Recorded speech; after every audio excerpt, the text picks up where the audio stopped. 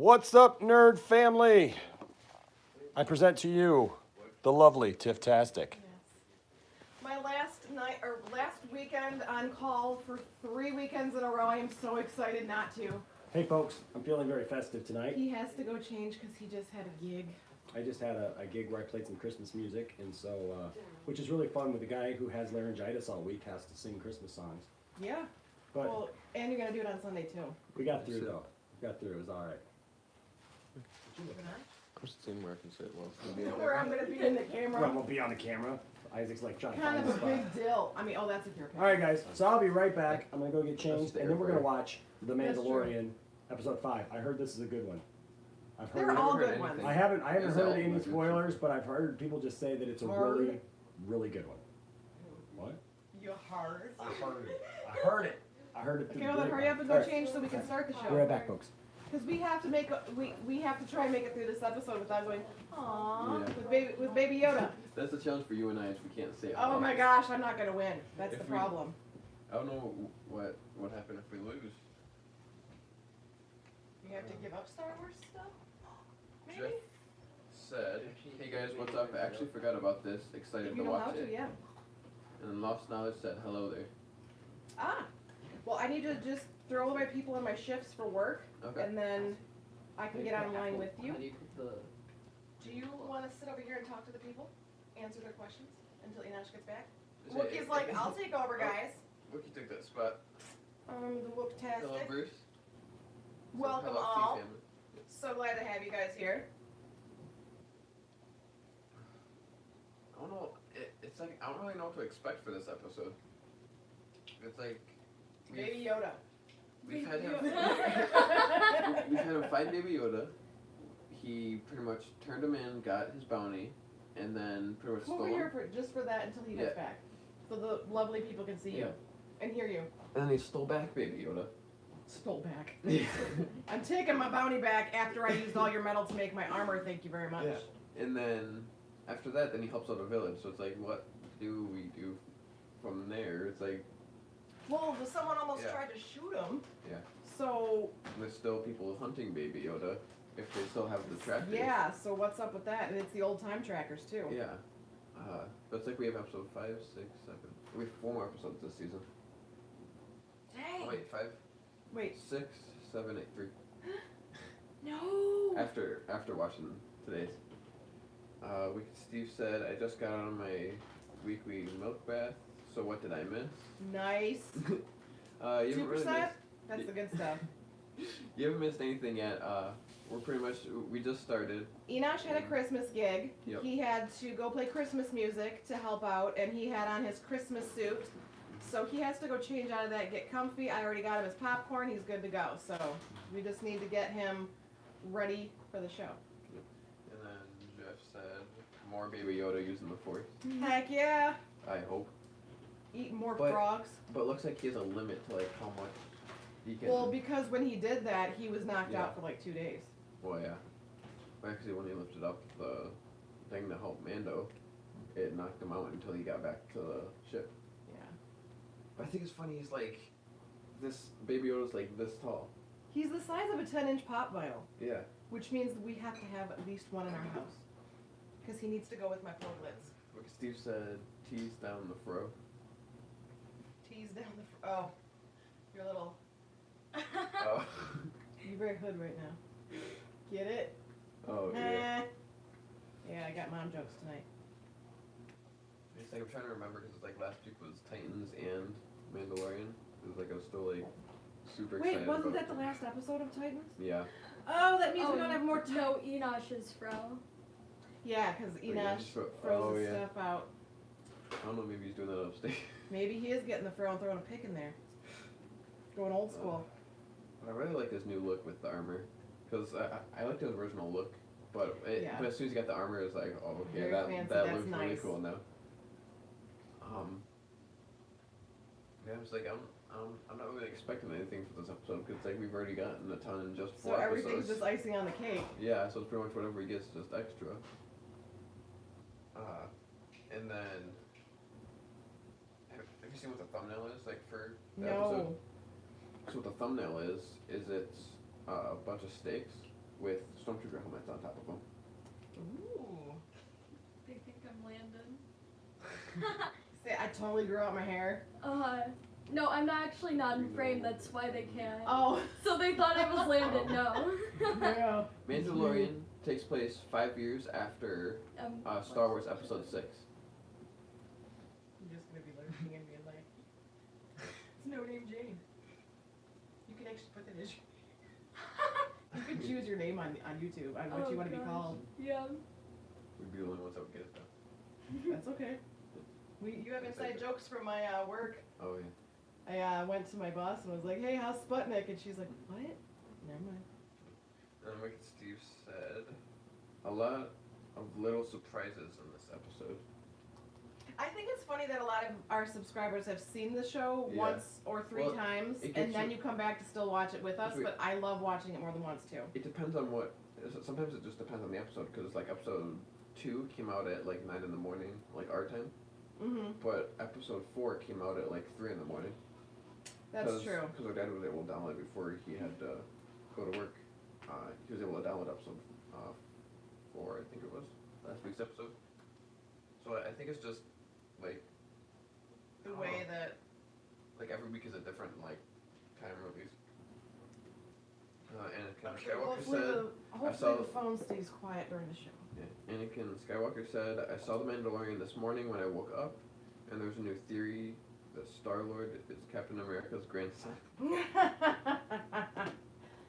That would make Steve sense. said it was 3 a.m. for him.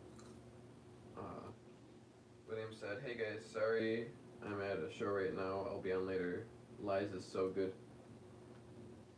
Who said that? William? William. Is he a Patreon? Probably, that's why I'm making How watch does it right William know the song? Did he give? Yeah, William gave to the Patreon. Nice. So is that 2 people now We got 2 Patreons. who are in the loop? What's up? So guys, if you have 48 not, Still Crisis. so here's the thing. Lies comes out next week. It's going to be on iTunes and Spotify and pretty much all the major streamers. Also, I'm working on the music video right now. I already shot the whole thing. It's pretty funny. I just got to put it all together. And I haven't even seen the and music also, video. Neither have I. what's that? I said we haven't even seen the music video yet. No. Bursties. Mm-mm. So it's going to be good. It's going to be a lot of fun. And then also, what was I going to say? Hmm? So I got the music video coming out. Also, there'll be a new episode of Mark Uno that I'll be shooting tonight. Just saying there may or may not be an appearance of Mark Uno's mom. So you're going to want to look for that. Wicked Steve said, nice Walmart hoodie, Enosh. You like that? I love this hoodie. I don't know why. It's Dodger colors, but I love this hoodie. So He got it from Walmart. I did. Walmart. I did get this from Walmart. And you know what's funny is I saw Jeremy from Geeks and Gamers. He has this hoodie on his in his shop in his store, but it Nice. says Geeks and Gamers on it. So I might have to do a parody of Geeks and Gamers. Darth Tasty heard the new song Lies and Yep. said that I And needed he to do said what I anticipated. that I needed to do a whole album of this stuff. But guys, it was a lot of fun. I hope you enjoy it. If you give to the Patreon this week, you get automatic access to be able to listen to it. Even if you just give $1 to the Patreon, you get access to be able to hear the song. And so that's this week. And then if you do give to the Patreon, and so that you get access to it, next week when it comes out, I will actually send you a free MP3 download of the song. So any amount. So look for that. Bruce said, feeling better. I'm feeling a little bit better. I still have this whole laryngitis thing going on a little bit, but my voice is slowly coming back. So I'm hoping to be. Anakin Skywalker said, I'm watching all Star Wars movies before The Rise of Skywalker. Right now I'm watching Rogue One, a Star Wars story. Nice. We're having a big party next Saturday, and we're watching the original trilogy and 7 and 8. And we're having a ton of people over. I don't know if we'll live stream. I thought about live streaming it. Yeah. Because we talked about doing a watch party. So if you guys want to do that, maybe. We're starting at 8 a.m. on Saturday and just going 8 straight a.m. through. Eastern time. 8 a.m. Eastern time and just going straight through. So I know it's a little early for West Coast people. but you can check it anytime. But Okay. I need to make sure because we're gonna have a lot of people over who may not want to be on a live stream, Yeah. and so I just need to make sure because I don't want to weird anybody out. But we'll see about it, and we may do that. So keep that in the back of your mind. If at any point you want to watch Star Wars with us next Saturday, you can line it up and we can go from there. All right, guys. What I'm gonna do is, starting the 9th, I'm gonna watch one movie each day, in numerical order, until Nice. So the day that we go to see Rise of Because Skywalker. he can't be here for the Yeah. watch party. So the day that we go see Rise of Skywalker, I would have watched episode 8. 50 Cents was Enosh dancing in front of the bathroom mirror. Hey, I'm sexy. I'm darn sexy. I'm 60 yet, I know it. That's right. All right. Let's get this thing going. Last week we ended up talking about a bunch of stuff before the What is show. it? This week we're getting right on it. What is it, this? And the Yep. Roku? Roku. Yep, that and the Roku, and we're good to go. You gotta plug the Plug the Roku Roku back in.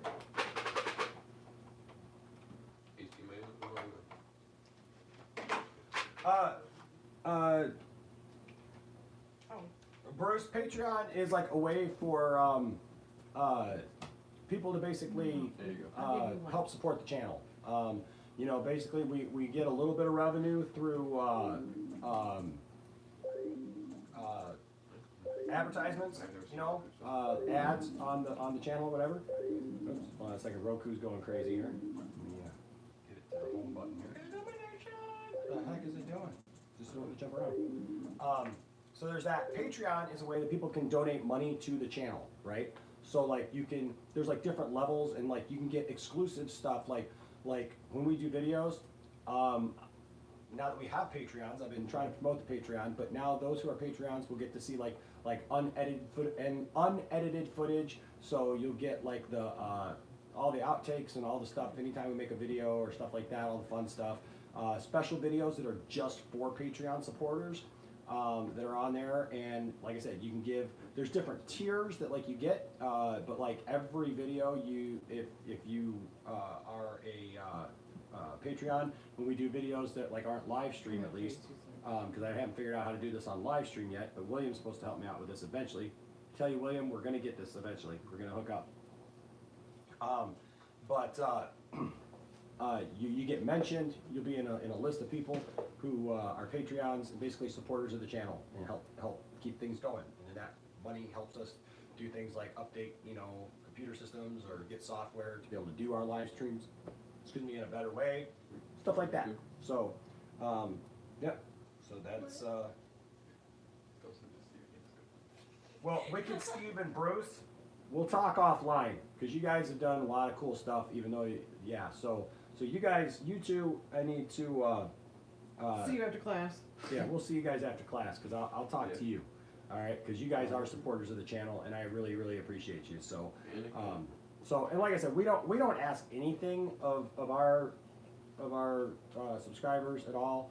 We're not going to ask you guys for money or whatever. I mean, the Patreon is there because that's what channels use to help get support from their subscribers, right? And so, so that's what we have one, and it's there. And if you have a little bit extra, and you can give $1 or more to the Patreon, it's definitely, we're thankful for it and we're blessed by it. But like I said, but the thing is you get something for it. So like in this case, you get early access to the song that's coming out next week before the video comes out, and you'll get to see the video before the video comes out. So there you go. All right. Anakin Skywalker said, "Do you think Baby Yoda is Yoda's son or no?" No. I don't think so. No, I don't think. I just don't think that everything has to be connected that way. Adorable is what he is. He is cute. I'll give him that.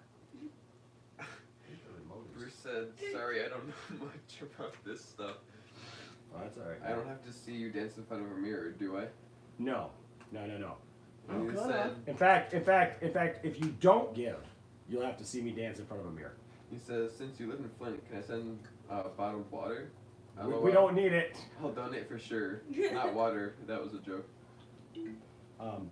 Darth Tasty said it's legendary. Heck yeah, it is. I'm glad you like it, man. I really am. But I've heard awesome things from both Darth Tasty and from William. William said the same thing my family said. I knew I had something special when the family started telling me that You need a whole CD of this. They're like you it- need to make fun of all of YouTube or the Feels like it internet. was stuck in their head and they couldn't get it out. I am at work singing this song, and people are like, "What are you singing?" I'm like, "My husband wrote it." That's the thumbnail. All right, guys. Oh, very warlike. So here we are. I am on the Mandalorian screen where all the chapters are there. I got it on chapter 5, so I'll give you a minute, just in case. Wicked Steve said Baby Yoda will be used to start a little movement in episode 9. Movement your pants. Episode 9, I think there was only 8 episodes per season. I think he's talking about Rise of Skywalker. Oh, yeah, duh. All right, You know what? It started getting confusing once they introduced Mandalorian. right. So it's like, okay, episode 1, are you talking about Phantom Menace or are you talking about So, Mandalorian? you know, Bruce, that's a good question, but you know what? I saw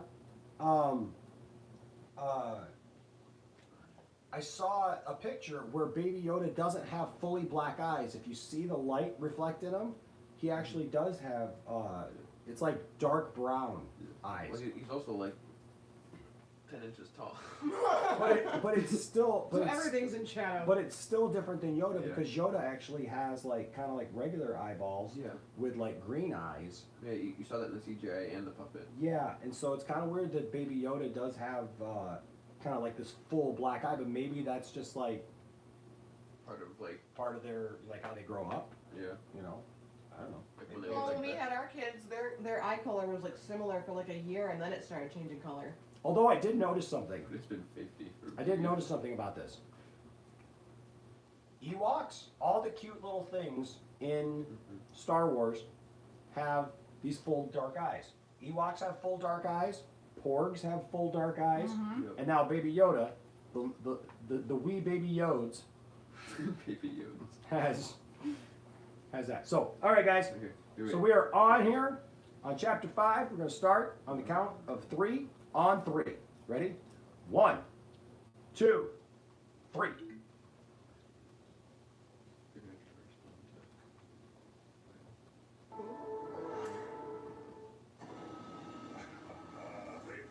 He's an Australian Shepherd. And he will be 2 on January 26th. All of them. Any idea what they're gonna do with it? I didn't ask. It's against the guild code. Steve said Baby Choda. Don't say aw. It's a challenge. Oregon, no starport, no industrial centers, no population density. I'm leaving him here. Traveling with me. That's no life for a kid. So darn cute. Yes. Then they'll keep coming. Yes.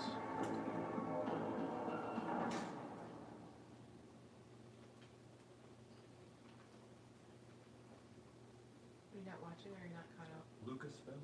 I'm not caught up. Mm. I only started the first episode. Oh my god. What do you think?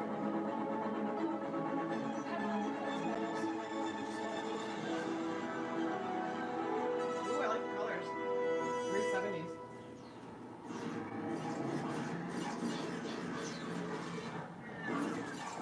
Nice.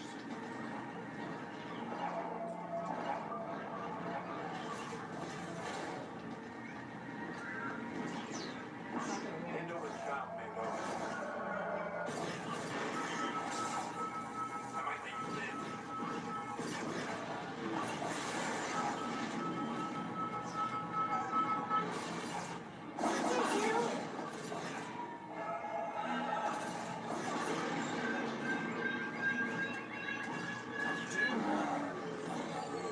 Hold on.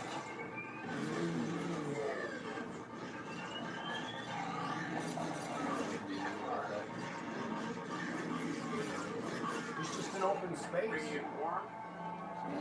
Bring in cold. Bringing warm and bringing cold.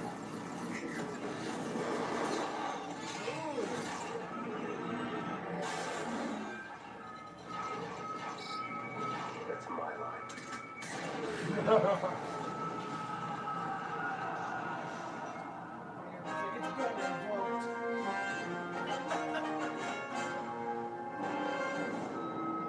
It's good revoked.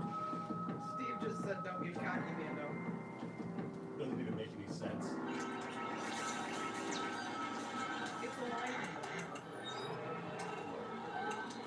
why I Put some love it. fuel.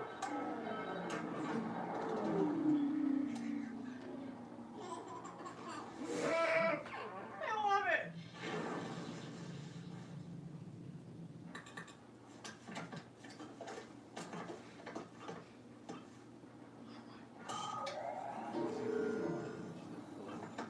No. Baby Yoda.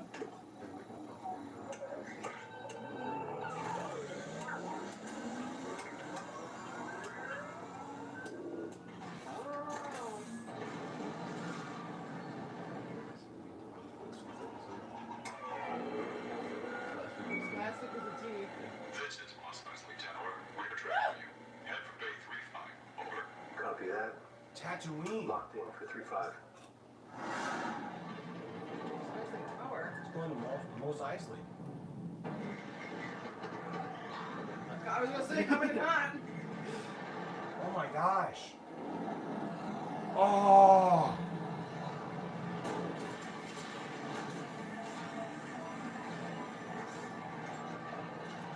Look, it's like one of the Caleb just said most Eisley. Aww, you lost. why are you so cute? He's sleeping. Look, pit drones. Ha! Those are cute too. It's like crows.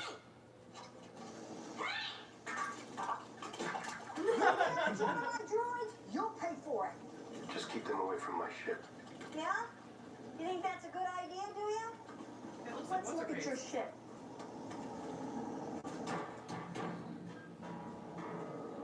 Ooh, look at that. Oh, you got a lot of carbon scoring building up top. Yeah. If I didn't know better, I'd think you were in a shootout. Special tool for that one. Oh yeah, I'm gonna have to rotate that. You got a fuel leak? Look at this. This is a mess. How did you even land? That's gonna set you back. I've got 500 Imperial credits. That's all you got? Well, what do you guys think? That should at least cover the hangar. I'll get you your money. I've heard that before. Just remember, Yeah. No droids. I heard you. You don't have to say it twice. Jeez. Womp rat. Oh, if he goes into the Love that canteen, armor. Oh, I know. oh my gosh. That's what I thought it was. Tracy Ullman. It doesn't look Tracy. Oh my gosh, this is cool. Wait a second. Hold on a second. If he's back on Tatooine, this says something about another bounty hunter. I didn't see what it said. Who's on Tatooine? Last time we saw it, it's surrounded by Sarlacc. 3 volts and a motivator. You're playing Sabak. Where's my blaster?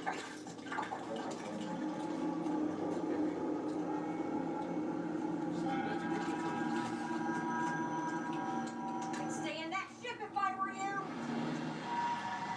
Aww, I lost. Oh, shoot. You're the last one left. He said, well, Aw. we have Republic guys. Aww.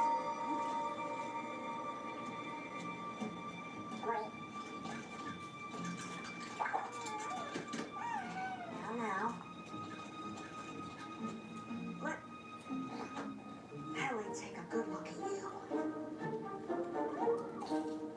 All right, here you go. Did that bounty hunter leave you all alone in that big nasty ship? How do I know what it is? Give me a second. All right. Would you like some food? Are you hungry? That's just something to eat. Quick. I don't know. Something with bones in it. Now here's the plan. I am going to look after you until the Mandalorian gets back. And then I'm going to charge him extra for watching you. See how that works? Yeah? Aw. Bright eyes? Or a team?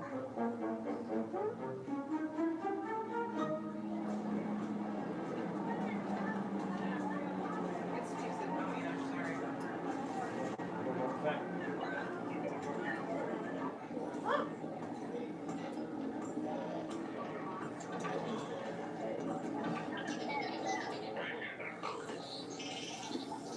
Oh, it's R5D4. I'm a hunter. I'm looking for some work. Unfortunately, the Bounty Guild no longer operates from Tatooine. I'm not looking for guild work. I am afraid that does not improve your situation. At least by my calculation. Think again, Tin Can. If you're looking for work, have a seat, my friend. That's where Han shot. No. Toro Calican. Clunky. Come on, relax. McClunky.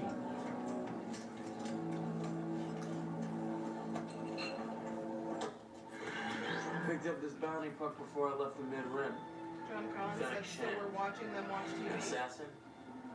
Heard she's been on the run ever since the New Republic put all her employers in lockdown. We're watching it together, dude. Yeah, well, I followed this tracking fob here. Now the positional Oh, data it's Amy suggests she's heading Sedaris. out That's who beyond that the is. That's not 10th sea. Tracy Ullman. Should be an easy job. Well, good luck with that. Wait. I thought you needed work. That's what I How thought long you too. been with the guild? Long enough. Clearly not. Fennec Shand is an elite mercenary. She made her name killing for all the top crime syndicates, including the Huts. What's up, Beefed Up Customs? You won't make it past See you in sunrise. here. This is my first job. You can keep the money, all of it. I just need this job to get into the guild. I can't do it alone.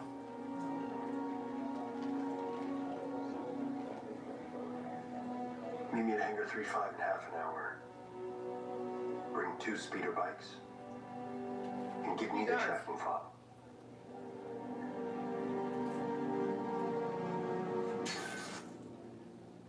Don't worry. Got it all memorized. Half an hour. Looks like you're stuck with me now, partner. Beefed Up Customs says this episode was a nostalgic one. Yeah, it is.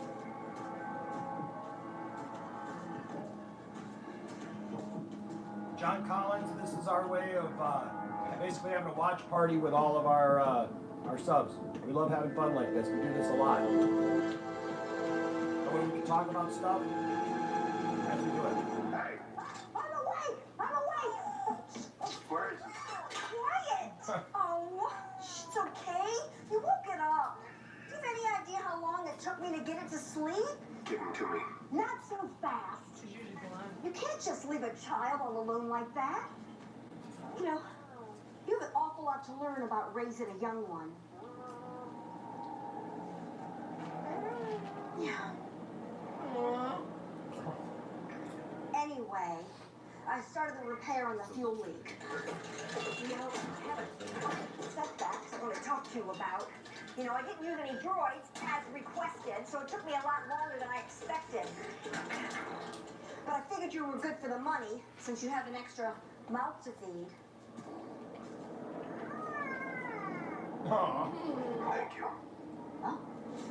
Oh, guess I was right. You got a job, didn't you? You know, it's costing me a lot of money to keep these droids even powered up. Hey, Mando, what do you think? Not too shabby, huh?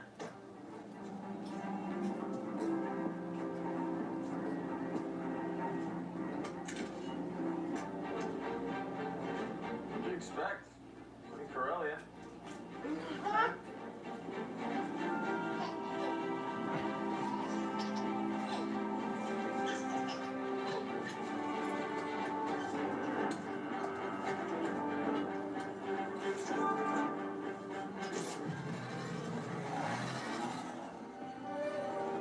I'm sure somebody's going to complain at some point that they went back to Tatooine. Because everybody's always ticked off anytime they do that. First time I heard that episode 9 was going to go back to Tatooine, I heard people complain, oh, why do we got to go back to Tatooine again? You Because it's the story. It's part of the story, guys. Nice. Tatooine plays a part, you know? What are you gonna do? Nothing to complain about.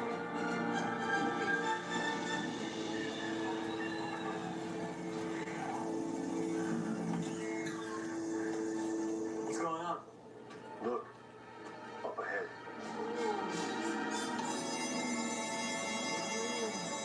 Out in the desert? They found.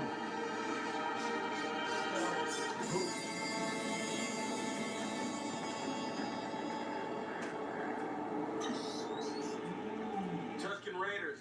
I heard the locals talking about this filth. Tuscans think they're the locals.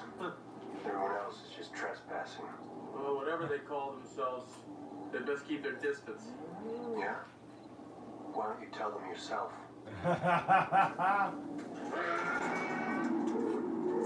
Relax.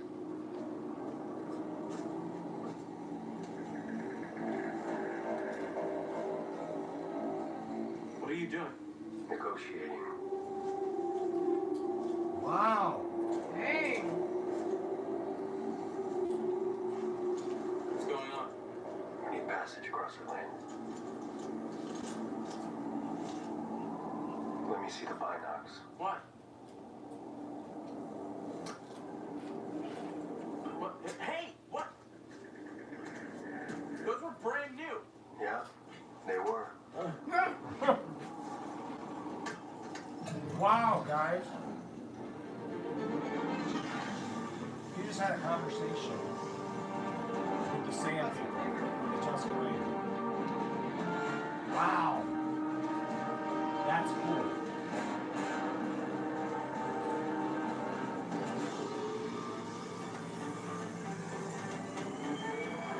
Get down. What? Oh. All right, tell me what you see. Dewback. Looks like the rider's still attached. Is that her? Is that the target? I don't know. I'll go. You cover me. Stay down. He's not gonna stay down.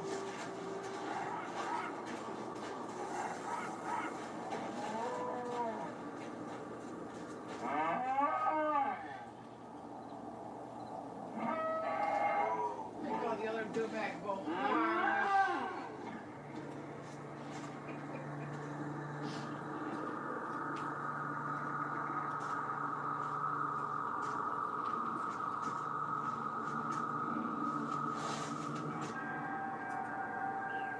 Is it her? Is she dead? It's another bounty hunter. Hey, I hope you don't plan on keeping all that stuff for yourself. Can I at least have that blaster? Get down! Bando!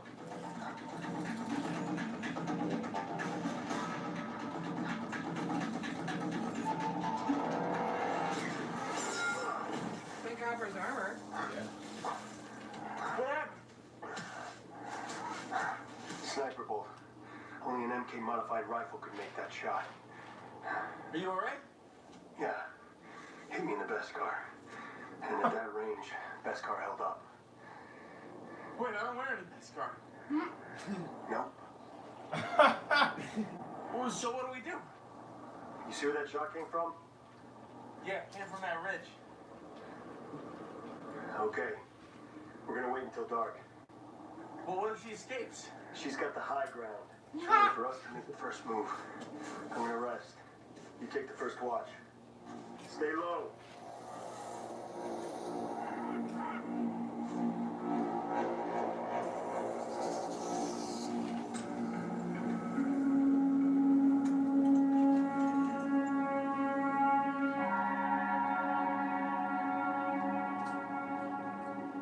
Alright, suns are down, time to ride, Mando. Come on. Wake up.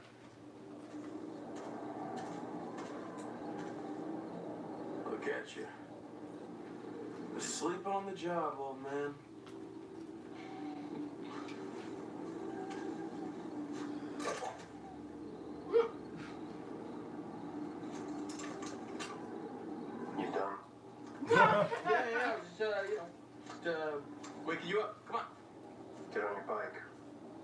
right as fast as you can. Towards those rocks. That's your plan? She'll snipe us right off the bikes. It's a flash charge. We alternate shots. It'll blind any scope temporarily. Combine that with our speed and we got a chance. A chance. Hey, you wanted this. Get ready.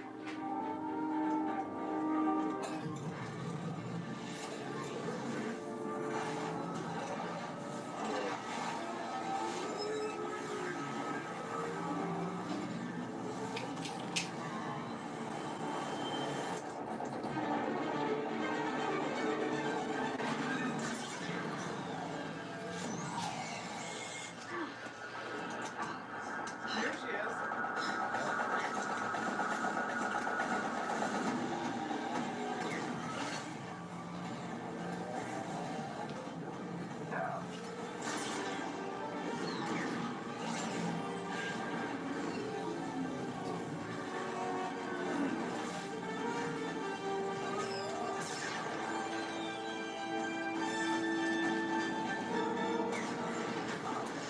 Oh,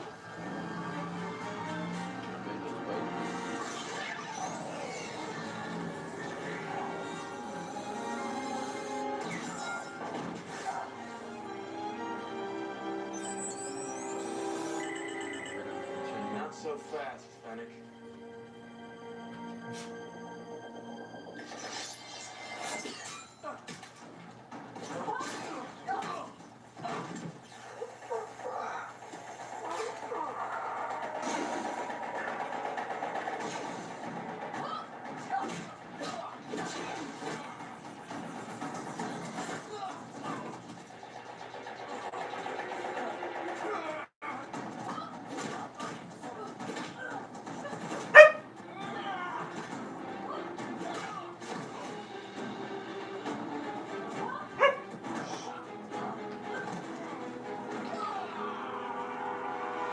Nice distraction.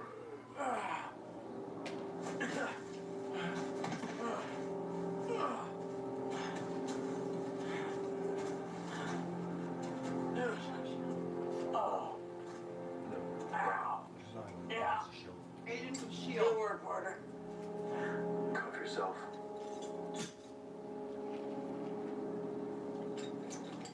Why don't you go find your blaster? A Mandalorian. It's been a long time since I've seen one of your kind. Ever been to Navarro? I hear things didn't go so well there, but it looks like you got off easy. You don't have to worry about getting to Navarro or anywhere else once we turn you in. You know, I really should thank you. You're my ticket into the guild. You're welcome.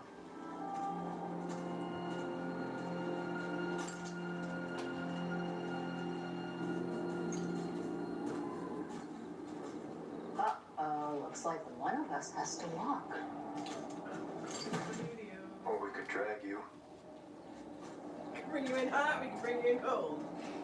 bring you money? Alright, so what is the plan? I need you to go find that dewback we saw. And leave you here? With my bounty and my ride? Yeah. I don't think so, Mondo.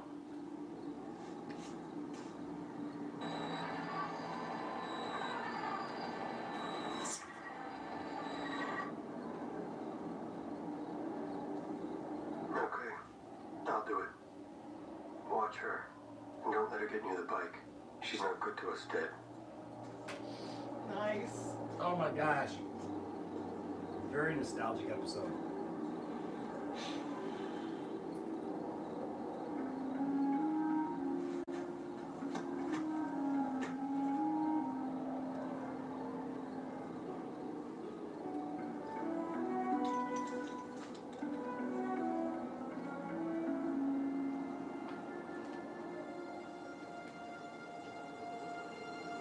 Oh,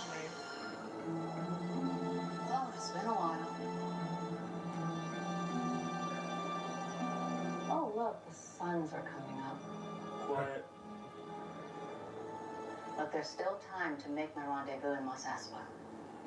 Take me to it, and I can pay you double the price on my head. I don't care about the money. Oh, so the Mandalorian keeps all the money for himself. Only because I let him. Doesn't seem that way. I mean, it seems like he's calling all the shots. Shows what you know. I hired Mando. This is my job. Bringing you in will make me a full member of the Bounty Hunters Guild. You already have something the Guild values far more than me. You just don't see it. What? The Mandalorian. His armor alone's worth more than my bounty. I already told you, I don't care about the money. Then think what it would do for your reputation. A Mandalorian shot up the Guild on Navarro.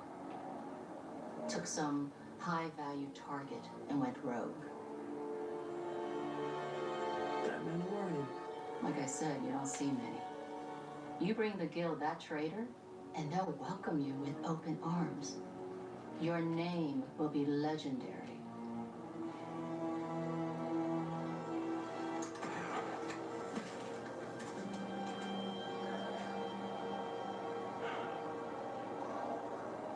How can we be sure he's the one?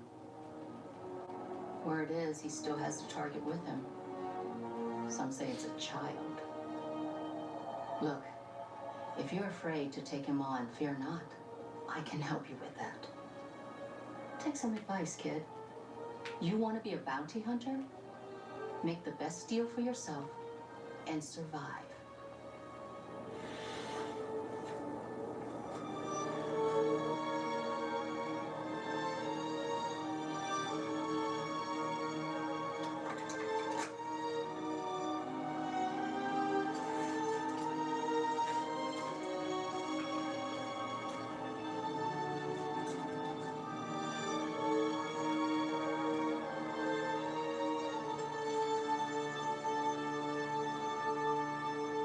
He'll come back, the guy's gonna be dead.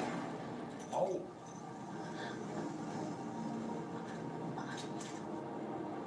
That's good advice.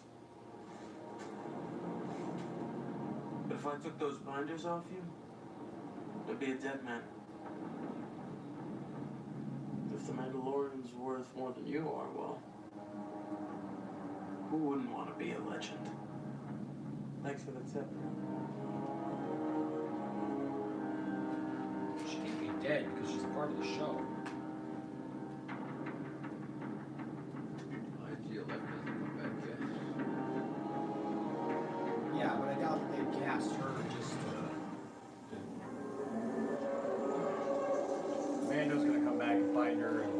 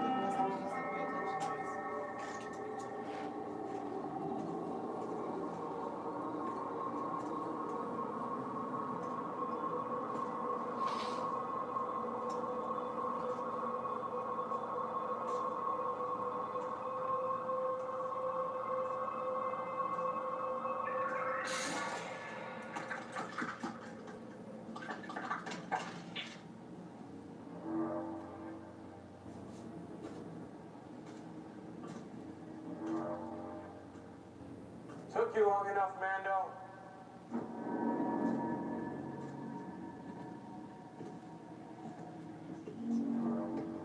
Looks like I'm calling the shots now. Huh, partner? Drop your blaster and raise him.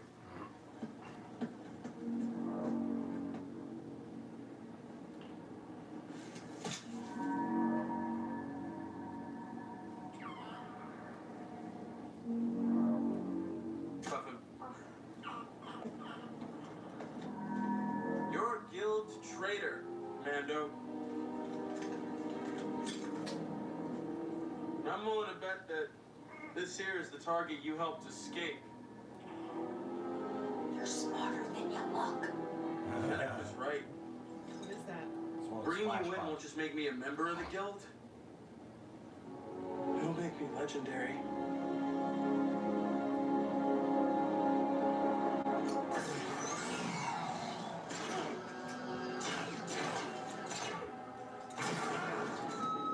Watch the baby. Right? Stay back. We gotta get him.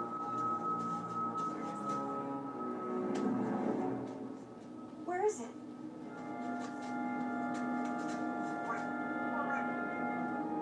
Aww. Here he There is. you are. Hiding from us. Huh? Look at you.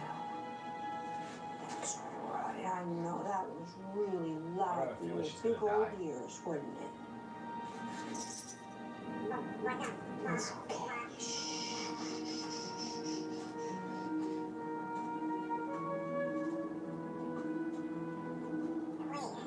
Be careful with them. He does what So he does. Take it you didn't get paid.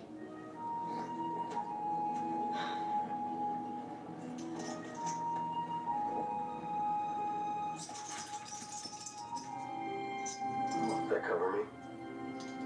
Yeah, it's gonna come here.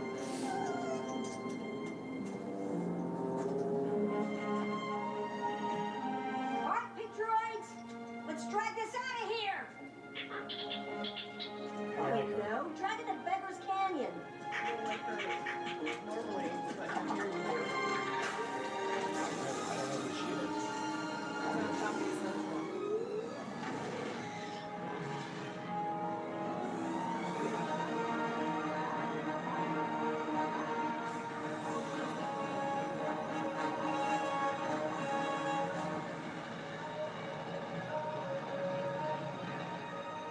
This is the way.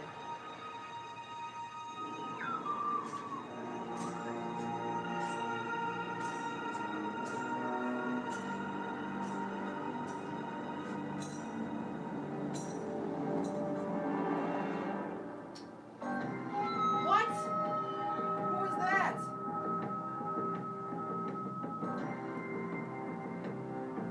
Who is that? We gotta wait a week. What? Still hear that song from Sister Act every time this It had boots and a cape like the Mandalorian. You're walking to see like the Mandalorian. It's a nice week. Jake Adams says boba. Sounds like Spurs, huh? Marquez said Boba Fett incoming. I had heard a rumor. Because Geeked Up Custom said listen to the sounds. Look, I had heard a rumor months ago. Wicked Steve said no, they are not the Spurs sounds from ESP, and sorry, it's not boba.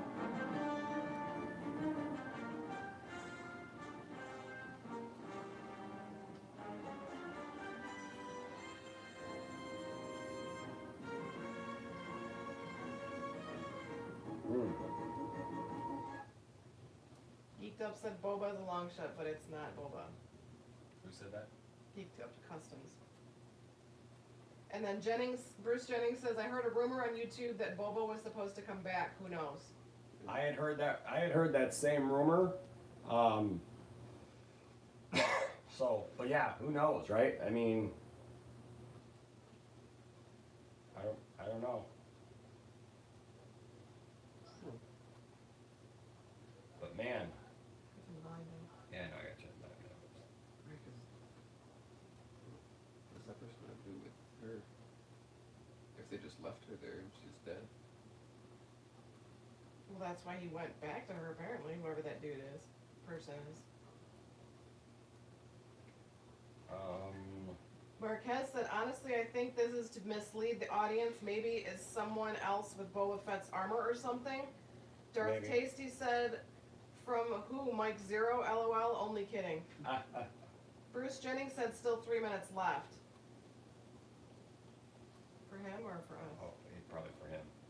And Lost Knowledge said that would be awesome. Put that in. Darth Tasty said Mike Uno.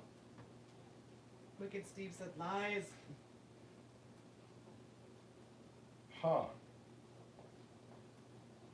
Man, I couldn't make it an episode without going, oh. I know. He's I did. adorable. He was sleeping. I almost did a handful of times, but I was like, no. no. You were doing it. You were doing it. In my head. So. We get Steve said Jodo cast. Jodo Cast would be an interesting one. Jodo Cast was a Mandalorian. Geeked Up Customs says I think it's Cara Dune. I don't think- Jake says I can dream. Excuse me. Yeah, Jodo Cast was a Mandalorian that for years before the prequels came out, people thought that Jodo Cast was Boba Fett before he became Boba Fett. And then there was like these tales from, I think it was like the comic books and various source materials that like he was Jodo Cast, or he was like it was like one of the things that surrounded Boba Fett were all these possibilities of like what his, before they gave us the origin that they gave us for Boba Fett, there was like all these different origins for Boba Fett that like we never, it was kind of like the Joker, we never knew like what the real thing was. And then of course, I'll be honest with you, you know, I don't really care for Boba Fett's origin now, that he's just a clone and he was a kid and all that stuff, because it kind of took all that mystery out of it. And I think that was done on purpose, because George Lucas never understood all of us fans who loved Boba Fett. And they pretty much took all the bite out of Boba Fett. Geeked Up Custom says in the comics someone found Boba's gear. Yes. And Boba's gear was described as partially digested. Yes, so in the actually in the book, what was that first book that came out? From what? During The Force Awakens, there was a book that came out.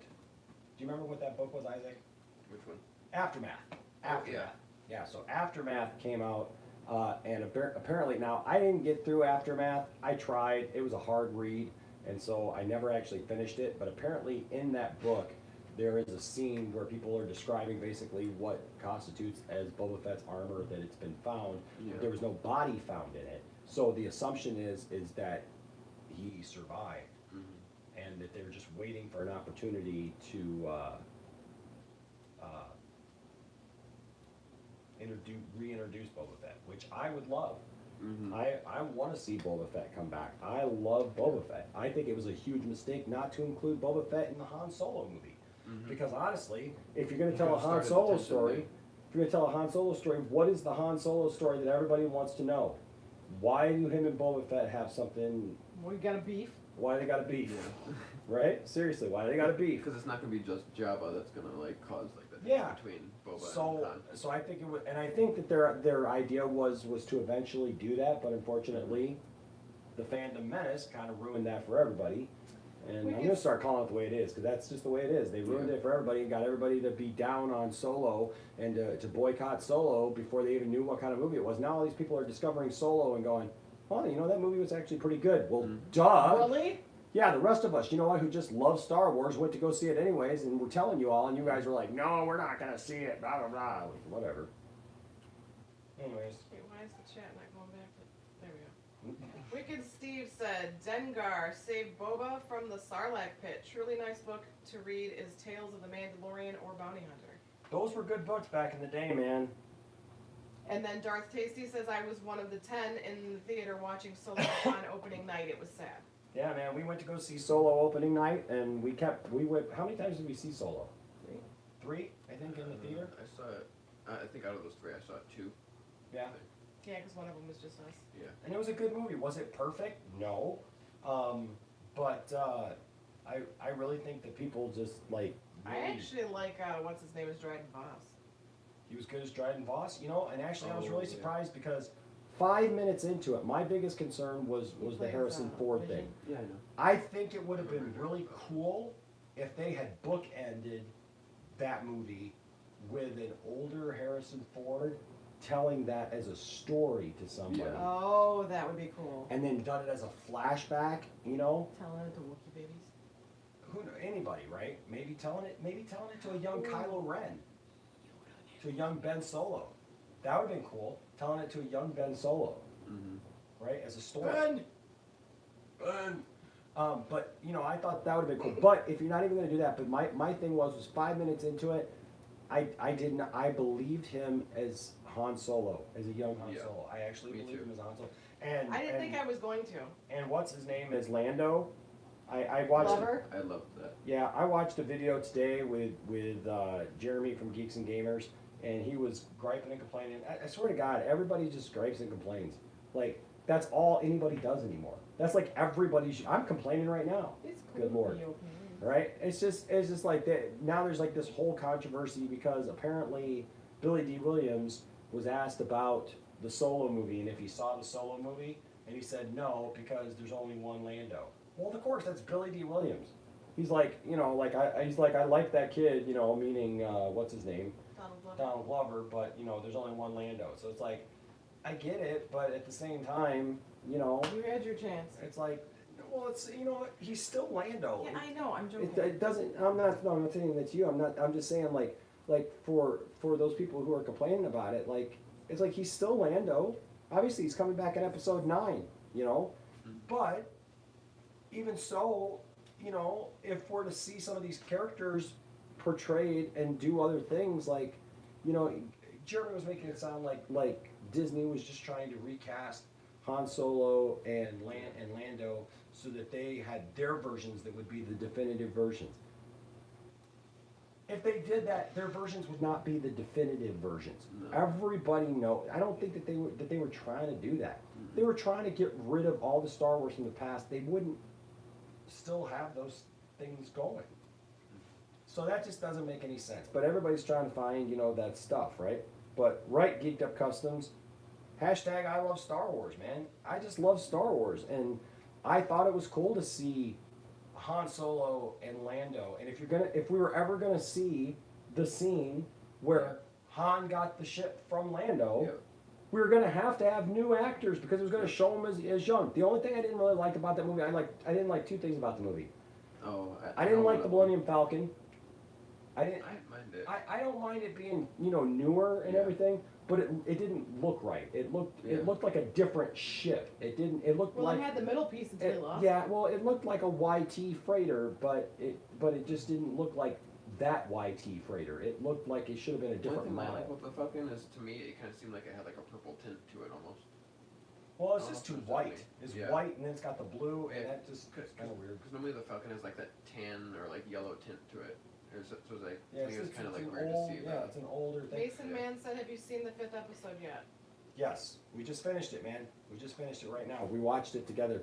But the other thing that I didn't like about that, anybody who read the books Jedi Academy, the Jedi Academy trilogy, you know that they kind of told the story about how, and I've got them right over there on that bookshelf, Isaac. Okay. There's 3 right there. I still It's lose gold. Oh my gosh, you do. It's like gold, silver, and other silver. Other silver? Well, that's what it is. It's gold, silver. So hold on a second. Bruce On Jennings that says, "I thought. bought the toy and I hated it." On that thought, yeah, I got one too. Because I got it cheap, Bruce. My Christmas list is From Alliances. It's a book. It's the second book to the front that I got with the gift card. There we go. They made a second one. They made a second one called From Alliances. These books right here. Well, See, Ted? the cover's Thrawn and Vader. Gold, silver, other silver. You weren't lying. I was not lying. These are the books right here. The Jedi Academy books by Kevin J. Anderson. And in these books, Alliances. these are just really cool books. Isaac, I Yeah. don't know if I've ever talked to you about these books. I don't think so. It's pretty much been Timothy Zahn But trilogy and the Plagueis yeah, book. these are they're not hard reads. I mean, obviously I've got the paperback versions, and they're pretty short reads. Okay. But they tell the story of Luke starting his first Jedi Academy on the planet Yavin, on Yavin 4, right? And so he right there is, you can see right there, he's starting that. And then there's this really awesome chick who looks like John Ritter's ex-wife. Well, wife before. So not ex-wife, the wife before he died. Yeah, his wife that he was married to. It looks like John Ritter's wife before he died. When you're done, Mason Man said, did you like the episode? What was your favorite part? Yeah, we'll get back to Baby that in just a second. Yoda. We'll get back to that in just a second. I'm trying to remember what her name was. But so, anyways, he starts the Jedi Academy trilogy, but she's the Imperial. She's in the Maw cluster. That you know how in the Solo movie they have to go through that cluster of stuff, yeah. right, to get to Kessel. Yeah. So right by Kessel, there's another little area where the Empire had it was basically a testing ground, right?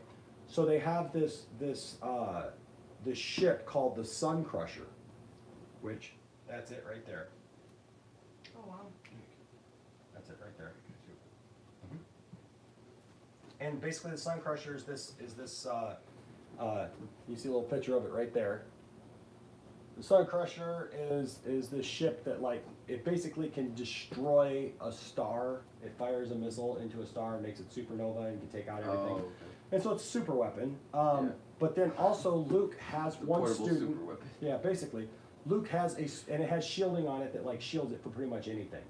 But Luke has a student named Kip Duran, and Kip is a great character, and he falls to the dark side because the Sith Wraith. He's not like a Force Ghost, but Exar Kun. He's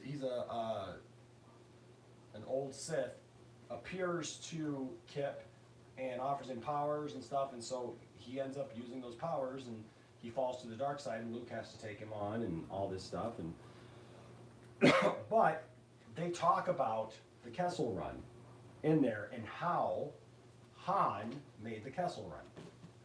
This right here was way cooler than what they showed in the Solo movie. And I love the Solo movie.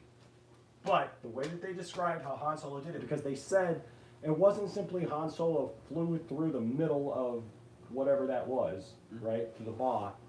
It was that there was a cluster of black holes there that Han, because they did races around that area, and so Han flew super close to a black hole, and what it does is it actually distorts time and space. So he was able to make the Kessel Run in less time. Well, not time, but less distance, because a parsec is a distance. Okay. So he was able to make that whole Kessel Run in less distance because he flew so close to this black hole that it distorted warp space and time, and he came out at a different spot. And so it was totally cooler how he did it, and he actually did it in 12 parsecs. It wasn't a lie. It was actually that Han did it. That's why I love in the movie when she's like, "Did you do it in 14?" He's like, 12. 12. But so anyways, I love Solo, but if you guys ever get a chance, pick up these books. Jedi Search, that's Luke looking for Jedi, for his Jedi Academy. And then of course Dark Apprentice, it talks about Kip Duran. A lot of stuff on the Spice Mines of Kessel in here. And then Champions of the Force. Every time I read that, I think, we are the champions of the Force. Anyways, read those books. All right, now, this episode. Tiff, what did you think of this episode of The Mandalorian? I thought it was cool. I agree, it was very nostalgic. The different, phrases and things going to Mos Eisley. It was like all these little things here There's some that high were just ground awesome. in there. Exactly. She's no good to us dead. Yep. So there's all those, and plus the thing that I've come to love from Mando is I can bring you in hot or I can bring you in cold. And then I just can't make it an episode without fawning over Baby Yoda. It's adorable. The wee baby Yodes. Yes. Lost Knowledge says I will definitely be on the lookout for those books, and Caleb says I really want a gritty war film trilogy set in the Old Republic era, focusing on the Jedi versus Sith conflict. That'd be cool. That'd be cool. I mean, I'd go watch it. I was never really into. I never really got into Knights of the Old Republic. I know that there's a lot of people who absolutely love Knights of the Old Republic. For the most part, I know it. I've never played it myself, but for the most part, I have the knowledge of those games, the game. I just never played it, so it wasn't something that became really important to me. Yeah. I would like more story filled in, but I know we're not going to see it because they'd have to recast people, and I don't know if that I want that either. But filling in the 30-year gap between Jedi and you know, but obviously we're not going to see Geeked Up that. Custom says some people complained that this episode didn't move the story forward and that this was a fluff episode. Crazy thing is, I heard people. I don't think there's any heard fluff episodes on this. I heard people complaining about that last week. That last week's episode was a filler episode, and I'm like, how? It totally moved the character along quite a bit, and we got to learn a lot about the Mandalorian, about how he doesn't take his helmet off, how you know, about like this possible love interest. Now we got to meet Cara Dune and learn her backstory. Plus there were some secret gems in there talking about Endor and what happened after Return of the Jedi and stuff. I mean, how can you think that that's a filler episode when you get all these little morsels? I love that stuff. See, and here's the thing. This is what separates me and some others of you who actually pay attention to that stuff and like that stuff, and these people who just gripe and complain all day about Star Wars because Snoke wasn't Plagueis, because they didn't get spoon-fed whatever they wanted, because they don't care about the minute details of hey, what happened after Endor? Because they're not paying attention. They're off doing something else. They're you know, like paying attention to everything else but what's going on. And then they just want to gripe about it. Well, it was a filler episode because it didn't do anything. Watch the episode. Actually listen. There were some things I didn't even think about because, you know, Bryce Daly? no, Bryce Howard, Bryce Dallas Howard, she directed that episode last week. Yeah, I know. She did a great job. I saw pictures of her on Twitter because I And follow something her. that I didn't even think of. You think that that's why the ATST maybe was made to look like a T-Rex? Geeked Up Custom says, speak the truth, brother. Hashtag I love Star Wars. Absolutely. You know, it's like I can take legitimate complaints about Star Wars, about anything that I love. But when you come at me and you obviously don't have the knowledge of the property, and I'll be honest with you, that's when I first tuned out Jeremy, because Jeremy would start on Geeks and Gamers. I'm not trying to talk about him a lot tonight, but I am. I'm going to say it because Jeremy was talking about like debating somebody, and he's like, I'm not one of these guys like on Collider like a Christian Harloff, who actually I respect a lot because Christian Harloff has a lot of Star Wars knowledge, and you can gripe about him all you want, but there's actually a planet named after him now in Star Wars canon because somebody wrote him into the book, which is Harloff Minor and Harloff Major, two different planets that are named after Christian Harloff. And here's the thing, because he's got that knowledge. So you know, they do the Schmodown thing. I don't know if you guys have ever seen that. And I don't watch it, but I know that they do that trivia stuff. And I'm telling you right now, I got that trivia stuff down, okay? I've watched this enough. I've read enough books. I've read enough comics. I've immersed myself in this stuff enough. So when you come at me and you say, oh, I've got a whole channel and whole thing based around the fact of what we don't like about Star Wars now, that we're going to gripe and complain about this and that and storyline and everything else, and then you say, well, I'm not one of these guys like Christian Harloff that can like recite off the movies to you and know every little detail, then shut up and go home. Take your complaints and file them where they belong, okay? It's up and around the corner, if you know what I mean. It ain't here that you're at the wrong office, buddy.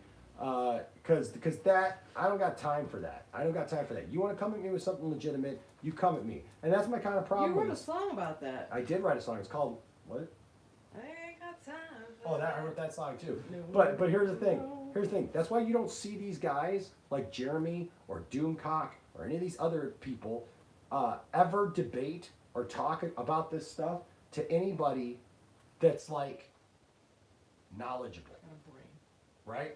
Oh no, they pick somebody who either doesn't speak well, and that's fine. I get it. Not everybody has the ability to just flow and speak well and be able to defend the stuff that they love. Sure have a pretty mouth. But here's the thing. Jeremy can talk. On his channel, he can talk and he's sarcastic and he says things and he's quick on his feet and he says things and he makes him look like he's cool and like he knows what he's talking about. When he doesn't understand Star Wars and he complains about it constantly, and that's why we're saying hashtag I love Star Wars. I just watched this video today. He's complaining about people like us who are just loving this stuff for loving it. And you know what? It's too bad because guess what? We're not going away. They're claiming somehow some victory because of this Billy D. Williams thing, because Billy D. Williams said there was only one Lando and you know, and stuff, and whatever. It's just stupid. All right, Isaac, what did you think of the episode? I thought it was really good. One thing that I kind of liked is you're starting to see like that word's getting out there that Mando stole back Baby Yoda. Yes. Because first we thought it was just like that area that knew about it. Yeah. Because last week nobody was talking about like, oh, is that the stolen Baby Yoda? But we saw that there's still bounty hunters going after Baby Yoda. Yeah. So I kind of like that. And I also like seeing the Sand People. Oh, that was so cool. Mm-hmm. And he spoke with them. Yeah. He signed to him. Wow. Who knew that the Sand People use sign language? Because I was expecting Mando like to go up there and start making like the same noise that they do, or like Oh, try yeah. to imitate that same noise. I can kind of do it now with my voice shot. We get subtitles at the bottom. That would have been funny. Indeed. I gotta poop.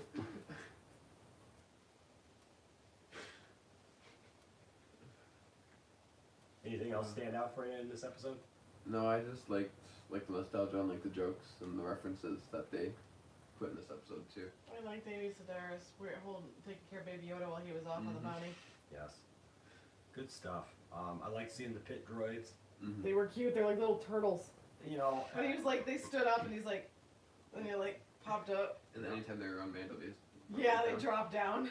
I love seeing Tatooine. As soon as I saw that, I thought it was Tatooine. And as soon as they said Mos Eisley Tower, I was like, wow, they really went to Tatooine. That's awesome. My eyeballs hurt because I don't have my glasses on. Can you read what Darth Tasty just said? Darth Tasty just The said... very last thing says they're afraid. That's all I can read. On the warpath tonight, he said they're afraid to get put in their place. I had the same issue today with someone talking about SJW politics in The Last Jedi. And I came back with facts, and he didn't like. That's Darth Tasty. That's exactly it, dude. You nailed it right on the head. Bruce Jennings said those pit droids have to be antiques. If it was a pit droid, it would sit down and shut up. But because it's people who are part of the fandom menace, they won't sit down and shut up. But that's the thing. You come at people with facts. That's all I do is talk to people. When I talk to people, I bring up facts about the movies, right? I bring up stuff about the movies. Darth Tasty, I think it was it you that I was in a conversation Custom with? says the original droid Luke wanted, right? Hmm? The pit droids? No, pit droids weren't. Pit droids didn't come around until episode 1. That's what that we saw because they work in the pits of the pod races. Caleb says, I highly recommend KOTOR 2. Knights of the Old Republic 2. It really gets into the philosophy of the Force and the concept of balance. It's considered by many fans to be the greatest Star Wars story ever told after the original trilogy. Yeah, that's what I've heard, Caleb. That's definitely what I've heard. That's what I've heard from people. I know people love it, man. People love Knights of the Old Republic. Like they are. And what I know is it's really interesting and really good story. Yeah, I mean, they really love it, and I would love to know more. And that's the one part of Star Wars that I admit that I do not have an in-depth knowledge of is Knights of the Old Republic. I just don't. I mean, I know some of the main characters, you know, like Revan and Darth Bane and Malgus and what was it, Malik? Is it Darth Picked up Custom says like 3 times the R5 unit. Oh yeah! Oh yes, that's R5D4. Yes, that was. I thought you meant the pit droids. You said pit droids. I told you my eyeballs are acting up. Okay, you said pit droids. Okay, no, yeah, R5D4. That was the original droid that Luke got. Which is funny. Have you guys ever heard the theories on R5D4? That's the droid that had a bad motivator.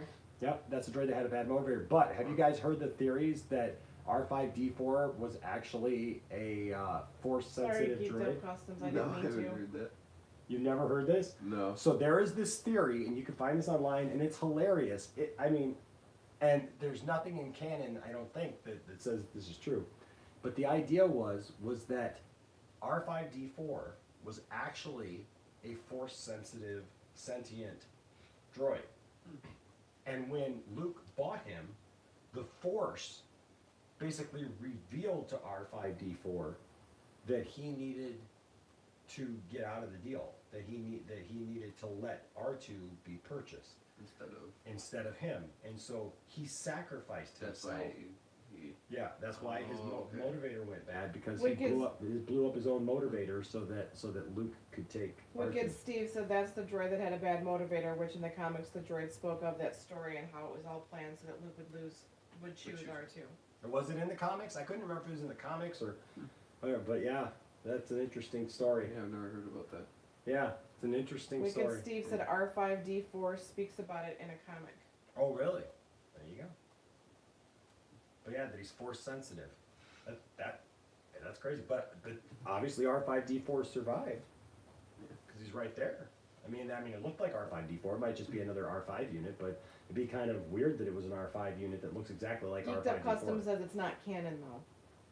And Bruce Jennings says I think Ben Kenobi blew the motivator from the shadows. Standing back there. High ground. Bad motivator. I hate it when my motivator blows. Legends true. Because I read Motivator wrong and I read it as Monitor. Oh. So it's not like I'm thinking about Crisis, Legend, Oh, yeah. Arrow. Like, That's why I love all that of picture that. that you posted in our family thread today Oh, about this is me waiting for crisis. This thinking it's further off, and then the picture of Gibby hitting with this thing, and he's like, to Yeah. CW. So tomorrow, are we still doing our last thoughts? Yes. Yes. So tomorrow we will. It's less than 48 hours. Be gone, thoughts. Steve said, canon, legends, it's all Star Wars. That's the one that you're talking about. That's my favorite. Crisis is starting in a week. Me thinking Crisis is still a month away. The CW. That's funny. My favorite one that I sent. Bruce Jennings said, not funny, he was watching over Luke all those years. I have spoken. Geeked Up Custom says that's true. Hashtag I love Star Wars. Yeah. So tomorrow we're gonna do another live stream and talk about I'm still trying to figure out the seventh our last minute ideas for person that they to look for. Oh, Crisis on Infinite Earths. One thing I will say, I've eliminated Red Death like as a possibility. Yeah. I think it's to be someone else to be like essential to them completing Crisis. You know what else is on tonight? Titans is done. But not Harley Quinn. Oh, that's right! I haven't watched episode 1. Yay! So We might Folks. rewatch it if you want to watch it. So, folks, we've got.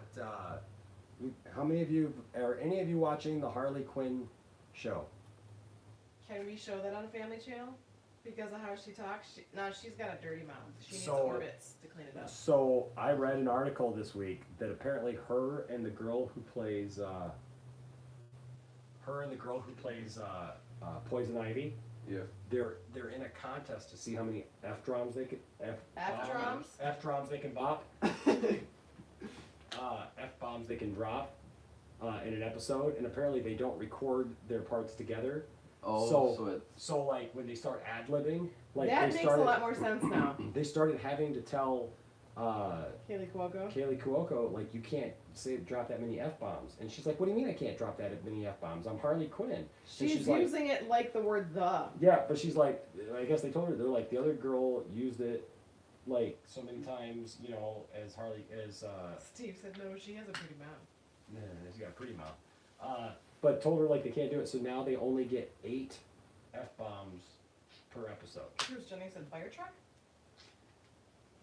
I can't read because my eyeballs. I need my glasses for that show. I can link a fan-created video from the cutscenes of Knights of the Old Republic 1 into a 3.5 hour movie. Wow.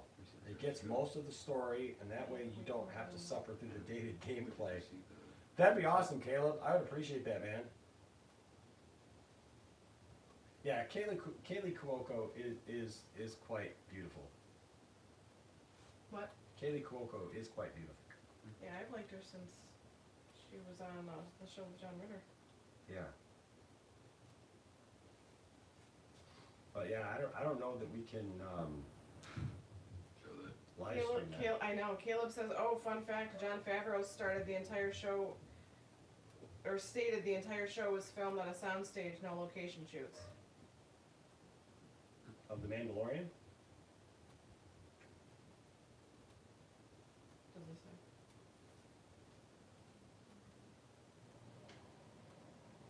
glasses. So here's an interesting thing. I've been seeing a lot of posts about people having a hard time. Well, like they're speaking of Jon Favreau. Everybody's like, oh, Jon Favreau, you know, comes up with something, and we've only seen 4 episodes of or whatever because it was last week. You know, we've only seen 4 episodes of it, and it's already better than all He the said, yeah, stuff. Mandalorian. Than all of the stuff that the president of Lucasfilm put out. You know, since Disney took over. Bruce Jennings says, I gotta go. I'm restoring a battle damaged X-Wing for somebody and I'm behind. Gonna be an all-nighter. All right, bro. Love you, man. May the force be with you. No, But with you. there's so many people. These people are like talking about like Jon Favreau is awesome. He should take over and everything. But because everything he's done is better than what Kathleen Kennedy did with all the other movies. Well, here's a couple of facts for you. One, Give us some knowledge. Kathleen Kennedy is the president of Lucasfilm. So Kathleen Kennedy is in charge, yes, of all of the Disney movies, all of the Star Wars movies that have come out under Lucasfilm. So all of those. And she's also in charge of The Mandalorian. And guess what? She didn't write all the movies that came before, and she didn't write The Mandalorian. But she hired the people who did, and she oversees it. So guess what? If you like The Mandalorian, guess who you got to thank? Kathleen Kennedy. Because Kathleen Kennedy is in charge. You can't blame her for the Star Wars movies you don't like and then try to shame her with The Mandalorian. Because it goes both ways. Sounds like that needs to be in your next diss track. If you have something negative and you Blame want to her, blame it on shame her, her. that's fine. But then that means if something positive happens, you have to give her credit for that as well. You can't just give her all the negative stuff because she didn't write the stinking movies, okay? And Favreau is not like the Mandalorian is not some indie thing. It's not some independent thing where he just came up with this and whatever. He had to pitch it to her, and she had to accept it and oversee it. She's an executive producer on it. I don't understand people. People have shown this last week, folks, that they do not understand how making movies work, how making TV shows work. I mean, all this stuff of you guys have seen the stuff about, that they did test screenings, right? So like, absolutely. they did test screenings, and there's 3 different versions of the movie. There's the George Lucas version. Shut up with that. George Lucas did not come back to do this. There's not a secret George Lucas version. That's stupid. The JJ version, or the Kathleen Kennedy version, and the Bob Iger version. There's not that, first of all. And then they're like, oh, people got mad and angry and walked out on the test screen. That's not how that works. You don't just get up and walk out. You have to go watch the entire thing, and then you have to talk about it afterwards. You have to answer questionnaires and fill out forms. You can't just get up and walk out because you didn't like the movie. That's the whole point of having a test screening, you idiot. You gotta watch the thing and then you give your opinions on it. It doesn't help anybody if you get up and walk out. People just go to show that they don't know how things work. And I'm sorry, but when you say things like that to people like me who look at it and go, well, you already lost me. You already lost me at that. Trying to pull that kind of crap and say that kind of junk, like, then I know that you're full of crap. I know that Doomcock is full of crap because that does not happen.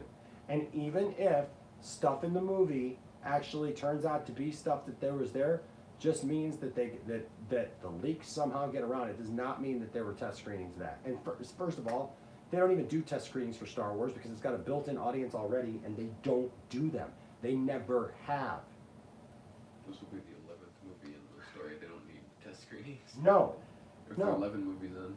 They Caleb just don't do said it. people freaked out when the Cara Dune showed up, calling her a Mary Sue, even though she explained she is a trained military soldier. Right. They're like, oh, we didn't see her train. You didn't see Mando train. Right? And A.A. Ren said, hello. What's up, AA, man? And Darth Tasty said, I heard that as well, Caleb, and Cara Dune was very well done. I know. I mean, like, what is this thing now? All of a sudden, before we accept any female character, we got to make sure and, like, vet her that she had proper training on every single little incident? This is dumb. This is just getting really dumb. And if not, it's some kind of SJW crap. Look, Is there SJW crap in the world? Yes. Yes. Is there ultra? Superhero season. Is there? Yeah, she's the superhero, right? Is there ultra feminist But it's taken me a while to garbage get through season garbage I know, out it's there? a little rough, but Yes. then it gets better. two. Yeah, no. But my lord, I know it gets better. seriously, when you just say that any female character now that shows up is somehow a Mary Sue or whatever, just because they're proficient, that's just stupid. I'm so sick of this. I'm so sick of hearing this garbage. But they don't vet any of the guys. Like I said, you know what's gonna blow everybody's mind? It's gonna blow everybody's mind when they reveal that Baby Yoda is a girl. I swear to God, if they reveal that Baby Yoda is a girl, the whole freaking fandom menace that has been loving Baby Yoda is gonna lose their collective minds. Because they're gonna say, oh, well, Baby Yoda never trained now. Like, nobody's questioned that up to now. Landon's in the other room laughing. Ren said at least Kara wasn't a phasma. Right? Mhm. Like, I'd much rather see a chick, like, kicking butt and taking names than a chick that's hyped up to be something and then doesn't do squat. That there's a complaint for the sequel trilogy is Captain Phasma. So much potential and So much potential in Captain There's so Phasma. much footage in the trailers for Force Awakens, and then they realized that they didn't do much with her in Force Awakens, so they said, okay, we'll do more in Last Jedi, and they didn't do any more in Last Jedi. Yeah. I would have loved oh, and to. it didn't work. So let's do a fight scene with Finn where he like Where he finishes with her off Dominates. pretty much. I would have loved to have seen Captain Phasma just, like, kick butt and take Mhm. names, man, but she didn't. Hopefully we get that from Zora Bliss? Bliss. I Zori think- Bliss? Yeah. Yeah, I'm hoping Zori Bliss is a good character. Well, it looks like she's with us, like with our Yeah. people, but she looks like she has the potential to kick butt with a Phasma. I'm Also, hoping she's the evil secretly Rey. Mara Jade. I know, right? We also still have to see what the That's evil where Ray is. we probably have to What's work that? the We pens also to still the have to see what theater. the evil Ray is. Yeah, with the evil Ray. I know, right? We keep forgetting It about evil says, Ray. well, it says something about fulfilling her destiny. Do you see the memory that I shared yesterday on Facebook? About the Ray, like, you know how they like the good side and the bad side of all the characters? Yeah, they showed her picture of the room. No, but I thought Ray's was interesting. So like, were they foreshadowing this a few years ago? No, because they didn't have a plan, remember, Isaac? They didn't know what they were doing. Yeah. They didn't know what they were doing. Where is it? This. Yeah, that's what I was talking about. Yeah. Choose your path, fulfill your destiny. Something, Yeah. something inside me has always been there. Something dark side. Yeah. Something complete. But it's like everybody else's has like something to do with the First Order or the Resistance. So it's like, what Ray's is about her herself. Yeah. So it's like I thought that was So interesting. I still think that's a foreshadowing. talking about Star Wars, kind of recapping Star Wars. So I did see an article this week that kind of ticked me off about John Boyega, though, because they asked John Boyega if there would be a continuation of these characters I after think I might have seen after I heard about this. the Rise of Skywalker, and he said apparently he goes no. He says you're not going to Disney Plus me, or something like that, or you're not going to put me on Disney Plus or something like that. But that he, you know, because he said something about like he's only going to be in the movies, Oh, he doesn't want his own the TV series. the theatrical movies, because they were asking if like you know these characters might come back, and he was saying that no, Like how they're doing with Obi-Wan. yeah, and but he doesn't Cassian want to come Andor. back because it made it sound like, and I'd have to read it a little bit better, but it made it sound like he was pretty like much like, no, I'm in movies, I'm not going to be Oh, on yeah. Disney Plus. He says I'll watch it. He says, but I'm not gonna Be in it. be in it. To which I say, you know what, John Boyega, you better watch that, because there may be a day when you'll be more than happy to be on Disney Plus. Mm. A lot of big stars are on Disney Plus. A lot of these big stars who were in Star Wars movies. Ewan McGregor. Ewan McGregor is coming to Disney Plus. You got everybody who's in the Marvel movies is coming to Disney Plus just about. So Yeah, for Falcon and Winter Soldier, So- Hawkeye. I'd watch that stuff right there. You know, because Even the people he that ain't some big star. Even, Pacific Rim 2 was not that great. yeah, even for What If, the people that played those characters in the Marvel movies are going to be playing voicing the cartoon versions of them. So Yeah. even Robert Downey Jr. said he's going to be voicing Iron Man in the What If series. And honestly, I Or don't Tony Stark. see. I mean, besides Oscar Isaac has done some cool stuff, you know, that I've liked, but I don't see. I know that they're trying to make Daisy Ridley a thing, Mm-hmm. but I just don't see her as a leading woman. Like moving forward, I don't know, Tiffany. What do you think? Sorry, I have an issue with work. Sorry. Do you see Daisy Ridley as leading movies herself going forward after Star Wars? Like being in movies in general, like Star Wars movies. Like, No, no, I was movies. gonna say, I Movies, mean, I don't know. chick flicks, the ones like, you know, like, Yeah. I don't see her like Okay. Star Wars quality, like top notch movies like that. Talking like lower rung movies. Yeah, say but before Rise of Skywalker, I don't like. Well, like you said, like I see her like being like one like secondary or like third, like Yeah, I Like see her your being like a characters. supporting cast member or something. yeah. Because here's the honest thing. I've seen her in a lot of like talk shows and TV shows and stuff. And this is coming from somebody you guys know that I love the sequel trilogy. I don't really care for her. Like, I don't know what it is about her. She kind of just gets on my nerves. Who? Daisy Ridley.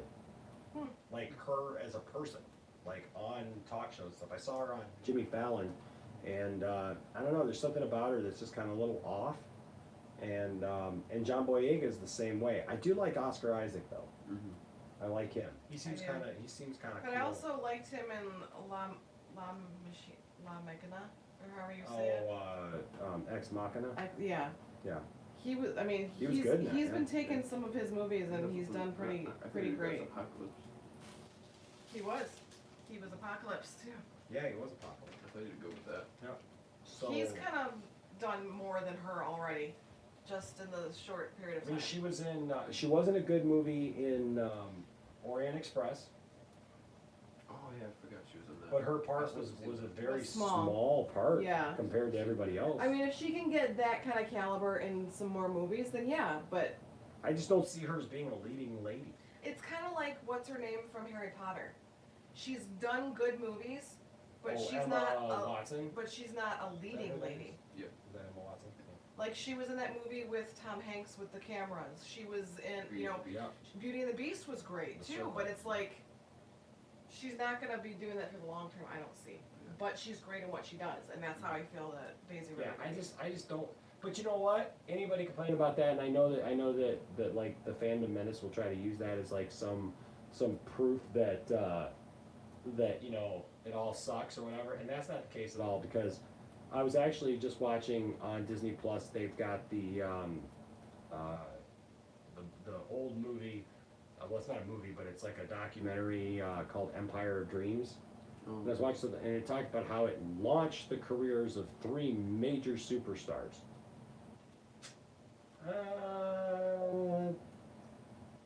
I wouldn't go that far. Because you got Harrison Ford, who is definitely a superstar. Yeah. Like a major He's done star. tons of other movies. Harrison Ford has led movies for a long time because he broke out from Star Wars. I mean, but he's had major roles where he is the leading man. People go With see the movie because of Harrison Ford. With the plane and Yep. can't remember right now. Carrie Fisher. That movie. Carrie Fisher? Yeah. Nope. She's done movies. She's written. She's even directed some movies and done very, very well for herself. But outside of Star Wars, Carrie was not an in-demand actress. I mean, if we're going to be honest, right? I mean, I'm not saying she's a bad actress. I'm just saying that she was not. I wouldn't call Carrie Fisher this. Like being called like left and right for roles. Yeah, she's not. She wasn't a major superstar. She wasn't leading lady stuff. She was more behind the scenes stuff. Mark Hamill, also surprisingly, was very typecast as Luke Skywalker and didn't get a lot of work, and that's why he ended up doing voiceover work, Yep. and then became the voice of the Joker, and that's how he made a living, man, all through the '90s. You know, from like '89 on, that's how he got his popularity back was doing voiceover stuff, and you know, and he shows up every once in a while in a bit role, but you notice when he does show up, it's usually some like kitschy kind of thing, like Flash. When he- yeah, and because in That's right, '89, he showed up on the Flash in '89, the John Wesley Shipp Flash, He also shows up every once in a while. as the on a new prankster. Flash. And then he showed up again as the prankster, you know. But every once in a while, he shows up on something. Like he was on Big Bang Theory, but he played himself, you know. So it's not like Mark Hamill became this big, huge megastar either. Harrison Ford was the megastar Yeah. from that, and also of Did course he do Indiana Jones before or after? during. Indiana Jones came out in 1981, I believe, 81 or 82. Yeah. You know who was a bigger star? Who was a part of that? The guy who played Cliff Clavin on Cheers. He's in every Pixar yeah. movie. That's true. He's in every Pixar movie. He was in The Empire Strikes Back. What's his name? He was also in Superman 2.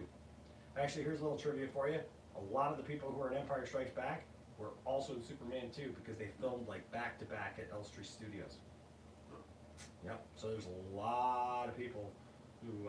John Ratzenberger. John Ratzenberger. Yep. He was a bigger star than probably Mark Hamill and Carrie, or not bigger than Harrison Ford, but bigger than Carrie Fisher probably. Yeah. That's interesting. But like none of those people went on to like major, huge like commercial success except for Harrison Ford. But Harrison Ford's the man. He is. People he can get still mad at is. him all they want, but he's the man. And now he's older and he's a silver fox. Hello, look at you. Hey, you like Betty White, so I do. I like me some Betty White. I'm sorry. She's my. should I get you the Betty White Golden Girls figurine for Christmas? Maybe. Just don't hate me if you hear me in my toy room with my Betty White doll and you hear I'm a Barbie girl in the Barbie world, life in plastic, it's fantastic. People are looking at me strange off camera. Look at my white hair. It's white everywhere. Oh, gross. Good thing I swallowed that before you said that. You would have just sprayed my computer. Look at my white hair. It's white everywhere. It's in my name. What can I say? Come on, Betty, let's go party.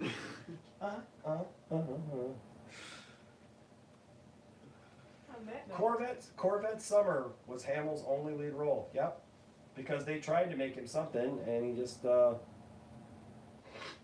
know, Caleb, I don't understand why Harrison Ford hated Star Wars either. Because he didn't like the character of Han Solo. And I don't understand that. Because he's played many characters that are similar to Han Solo over his career.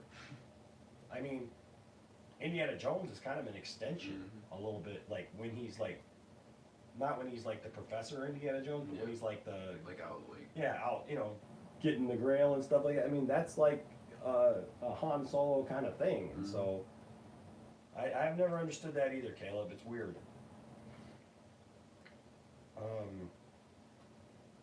Wicked Steve says Harrison Ford came into the tattoo parlor that he was getting inked at as he was filming a movie across the street. Truly an awesome guy, and stood chatting for a good while. That's awesome, dude. Who? Harrison Ford. Nice. Wicked Steve is the man.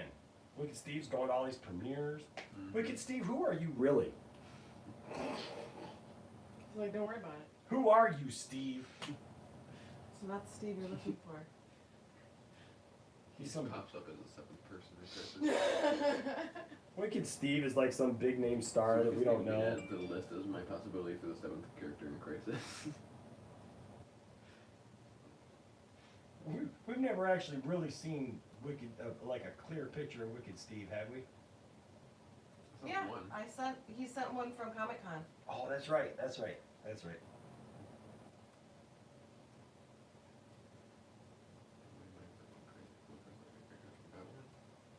Yeah, I know that he didn't like the dialogue.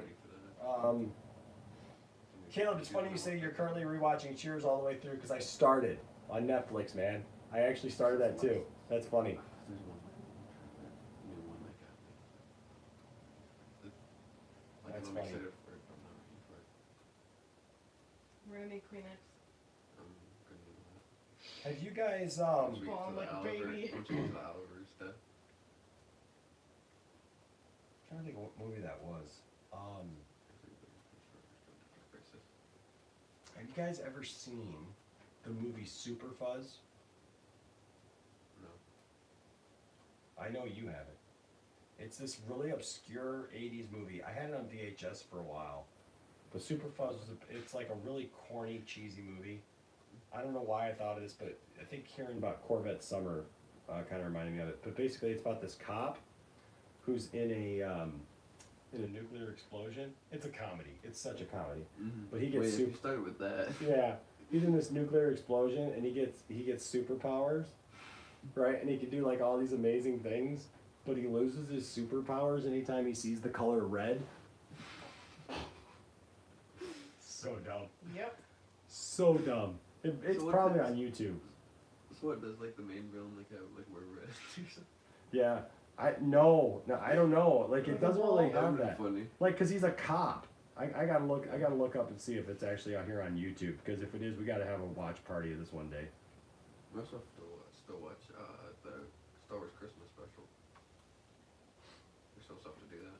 Oh yeah, the boys haven't seen it. Star We Wars were Christmas saying we Special. want to watch the Riff Tracks version, so you guys get the funny parts. We should do that the weekend before Christmas. The weekend Looks like here's like Right little. here. Christmas. We'll go to his concert, and then we'll come home Saturday and watch it. I forgot you get a handful of days with me, and I don't have.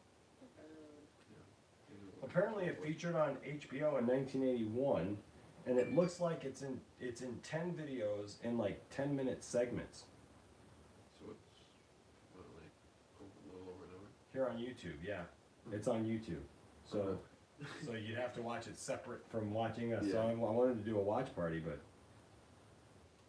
we'd have to figure that one out. And we But should put like those 10 parts like in a playlist, and then that's true. everybody goes and watches that. That's true. That'd be funny. Yeah, it's such a cheesy movie. Oh my gosh, it's so bad. So bad. Sorry, I'm just my half my work is on my phone and my computer because it's an app we You're good. use. But I have a 24-hour shift, which means someone has to relieve you. One person's running behind, and the other person's like, "I gotta go. You can't." And I gotta like deal with it. Is what it is. Crack the whip. Start singing the song "Time to Live in Post." Let's see. Caleb says, "Hey, let's play a game. Name your favorite non-Star Wars movie starring a Star Wars actor." I think we should eliminate Indiana Jones because that's an easy one. Yeah, because I would say Last Crusade. Yeah, that's an Indiana easy Jones one. and Last Crusade would be the easy one. Yeah. Does Back to the Future have anyone from Star Wars? I say one that I automatically thought of. Well, I don't know. Do you count Darth Vader coming down from the planet Vulcan? Yeah, really. This one like just came off the top of my head was Age of Adeline. Harrison Ford was in that one. Oh, you like that movie? Yeah, I thought that was really good. I wanted to see it. Because I remember when they announced Solo, the guy that played young Harrison Ford in that movie, everybody wanted him. Oh yeah, Mhm. yeah, yeah. Yep, you're right. And I was like, after seeing the movie, I was like, yeah, I could definitely see that. Yeah. I'm also trying to think of like other stuff like that, maybe. I mean, really, you got to go to Harrison Ford movies, right? Yeah, I if it was mean, Mark Hamill. Because 6 Days, 7 Nights. Wait, let me. I like that movie. I think IMDb. different Harrison Ford. I mean, oh, Air Force One. Get off my plane. Was that the one I was talking about earlier? With the plane and he's like a bodyguard or something? Really? He was the president. Oh yeah, that's what he was just president. Yeah. But don't forget. No, the one when he was a convict on the run. But don't forget the prequels, like all the people who were in there. So Ian McGregor was in some good movies. A big what was Big Fish? Was it? Or what was that movie that Ewan McGregor was in?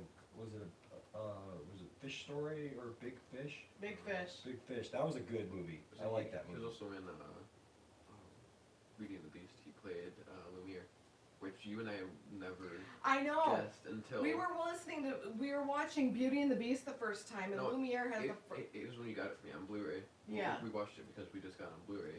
That's right. Because we saw it in the theaters, and We didn't notice Yeah. it in the theater because as Lumiere's voice, he's got a French accent. He's Lumiere, and it's like so you don't hear his voice in that, and then all of a sudden when they all they're not like the candlestick and stuff like that, and plus it was the first time I'd seen him without a mustache or a beard, and I'm like, oh my gosh, that's Kenobi, because it didn't look like him, it didn't sound like him. He sang in the movie. I was like, Well, what about Samuel L. Jackson? oh Samuel yeah. L. Jackson was Mace Windu, so that opens up pretty much all the Marvel movies. yep. Pretty much, and anything Samuel L. Jackson's been in. Well, yeah, because Padme was also in the Thor movie and all that other stuff. Yeah, you got her. She's been in 6 some, Degrees of Star Wars Separation. she's been in a lot of movies now too. Mark Hamill's in Ben 10. Mark He's Hamill was done on Ben voices 10. for everybody. He was in Kingsman. He was in Kingsman. Yeah. In it or a The- voice? Maybe a voice, but for the stuff that he was in, it says 2014 Kingsman. I'm trying to remember who he was in Kingsman. Kingsman: The Secret Service. Oh, I'm trying to remember who he was in Kingsman. All it shows when I go to do it is Professor, and then it cuts off. Oh, that's right. Professor Arnold. That's right. He was the professor. Now I remember that now. Mm-hmm. Yep. I remember. Yep. I'd totally forgotten about that. Nope, you're right. Hold on. Does Daniel Craig count? Because we know he's that stormtrooper. 007. He was James Bond. Trying to think who else has been in Star Wars. Your mom's been in Star Wars.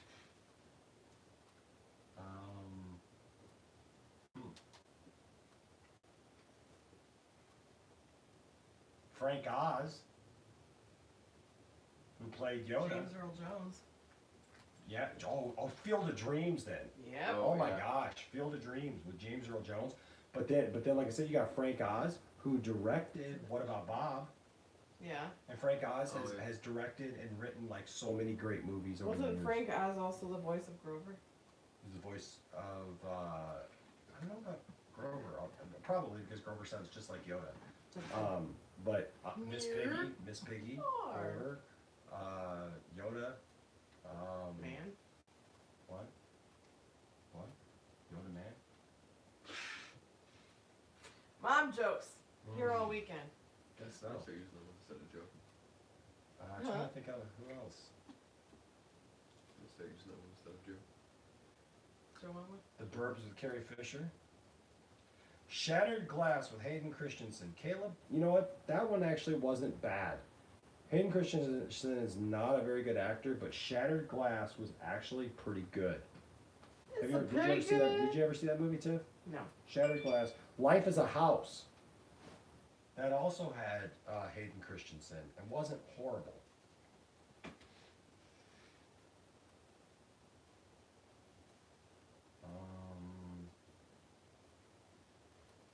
Shaun of the Dead, Hot Fuzz. Oh, well, yeah, 'cause you got, what's his name? Who played Unkar Plutt. Unkar Plutt. Oh, that's right. Yeah. It was in Hot Fuzz and Shaun of the Dead. And,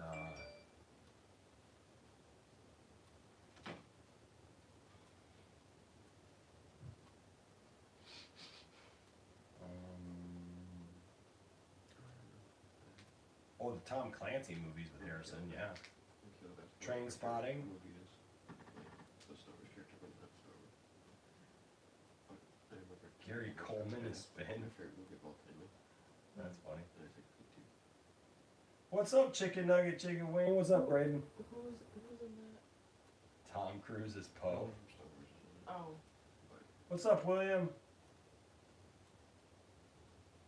Attack the Block with John Boyega. Who's my favorite? Yeah, that one wasn't bad. She was also in Pacific Rim, the second. Yep. What else is Billy D. Williams been? Oh, Batman. Mhm. 89 Batman with Billy D. Williams as Harvey Dent. That's a good one right there, man. That's such a wasted opportunity too. That's the only reason he took that job as Harvey Dent was to be Two-Face one day, because they promised him that he would be Two-Face one day, and then they totally took it away and gave it to Tommy Lee Jones, because Tommy Lee Jones was more popular at the time, because Tommy Lee Jones had a string of hot movies, and totally ruined that. It was totally the wrong deal, because they made Two-Face out to be the Joker Part 2. What they did, cackling and laughing and being stupid. And You did a better Joker when you played Mr. Finch. My brother's video game. Or you were talking about Mr. I was Finch. talking about Mr. Finch. Yeah, which your name was in the video game, but you did a better Joker. Yeah. I'm trying to think of who else? Anybody else in that main cast? I don't know. The dude who played Peter Cushing and all of his classic movies. You guys played who? Ian McDermott. Well, I mean, he did a lot of like classic films, British films. So did what's his name? Who played Obi-Wan? Old Obi-Wan? Yeah. Oh, what's his name? I got on Peter Cushing, and now I can't remember. Back to IMDb. That's why you just keep That's it stupid, open. because I got Peter Cushing in my head, and now I can't think of Obi-Wan. Isaac's looking it up. I shouldn't have to look that up. That no. It's the meds.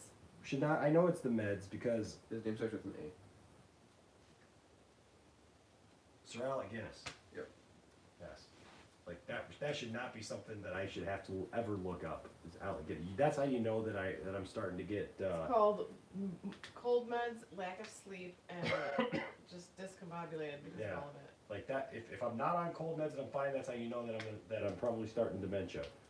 If I can't remember, Alec Guinness was. Then my work will take care of you, babe. Before you get dementia, put a bat suit in your closet. Yes. Am I Batman? I think I'm Batman every day. So William says, I've been blasting lies all day, Enosh. Thank you for making it. It gets stuck in your head, isn't it? I'm telling you, it's a good song.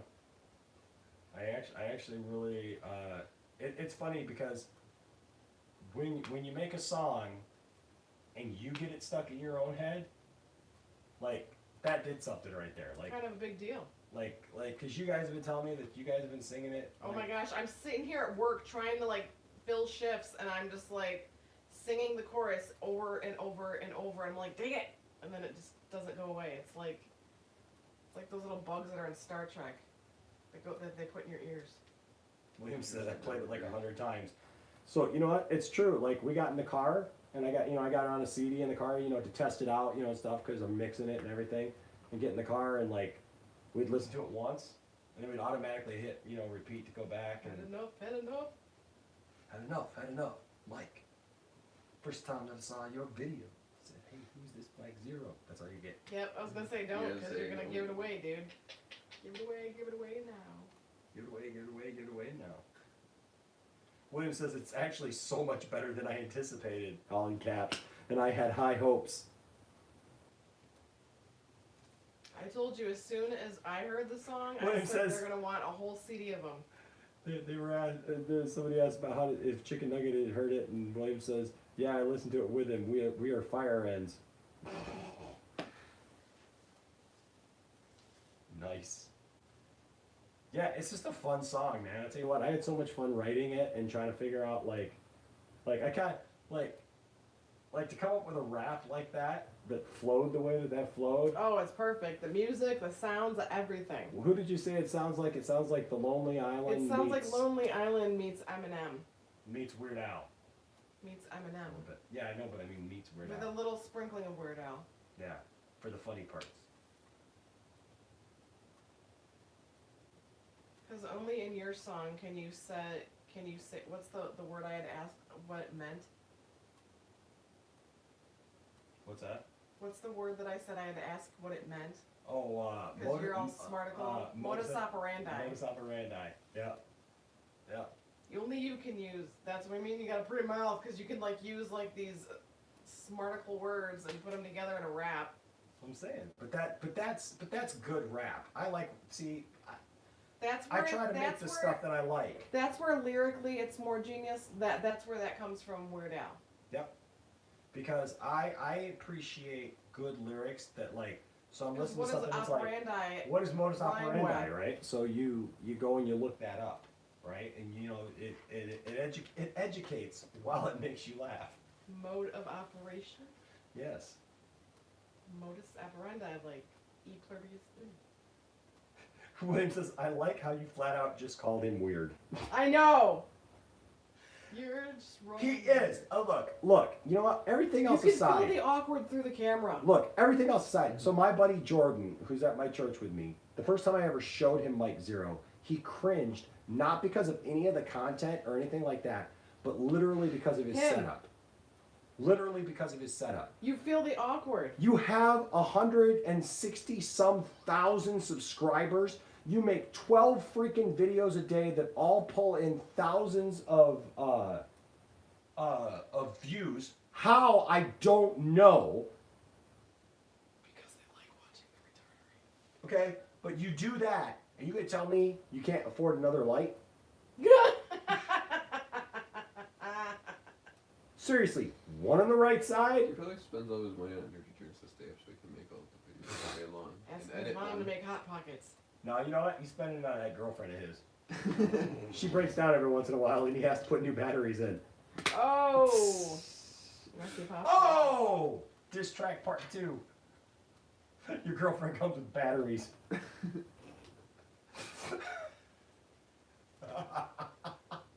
long as he doesn't find his mom's lightsaber. I was just about to say, at least it's better than vibrating lightsaber. Man. That's the right side of the force.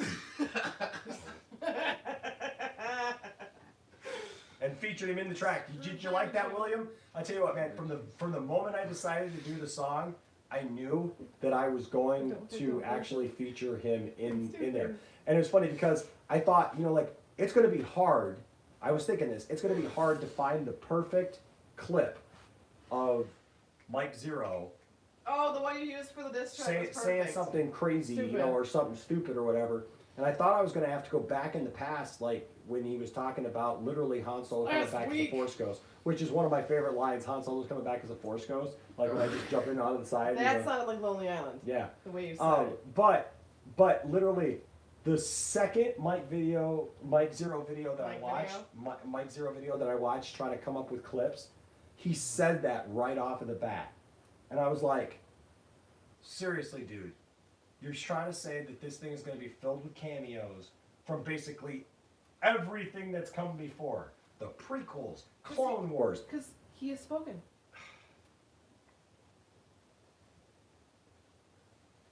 Telling you, man, start the remix and give us an album.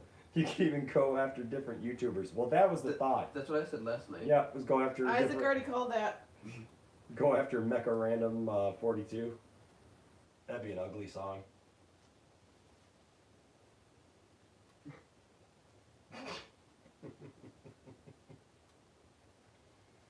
Thanks, man. Great. I would just want you to make a video. Darth Tasty says great lyrics, great music, and great singing and rapping. Thanks, man.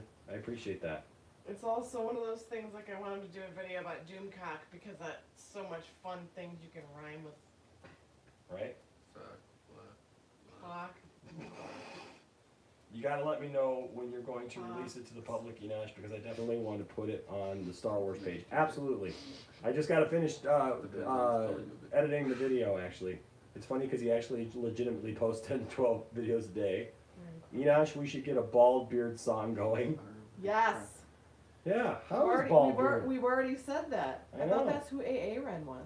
Is that who AA Ron is? I thought it was. Oh, that's right. AA Ron, are you still on, buddy? He went by AA Ren. That's right. I couldn't tell by the picture. Aaron, it's are you so still tiny on? on my eyeballs. I think Aaron, who just said something earlier, guys, is Baldbeard, because I think he changed his name. Because I think, well, he wasn't on last time. Aaron. When we had that's him. hashtag They Love Baldbeard. That's right. Because I sent it to him without context. Yeah. He got really Yeah, that's confused. right. And he was confused. He's like, what? Aaron, are you still on, buddy?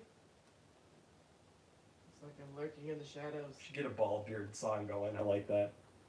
But you'd have to have him come over and be in the rap. Oh, well, for sure. So how about the Bald Dodgers? beard. Darth says we watch him too, though. There you go. Baldbeard's the hype man. Darth Tasty's talking about Mike Zero. He says, yeah, we watch him too, though, just to see what he's going to say. So we're putting money in his pocket as well. I know, right? I don't have the time to watch the video. So Wicked Steve says, so how about the Dodgers? And Darth Tasty says, Dodgers 2020 World Series champs, calling it now.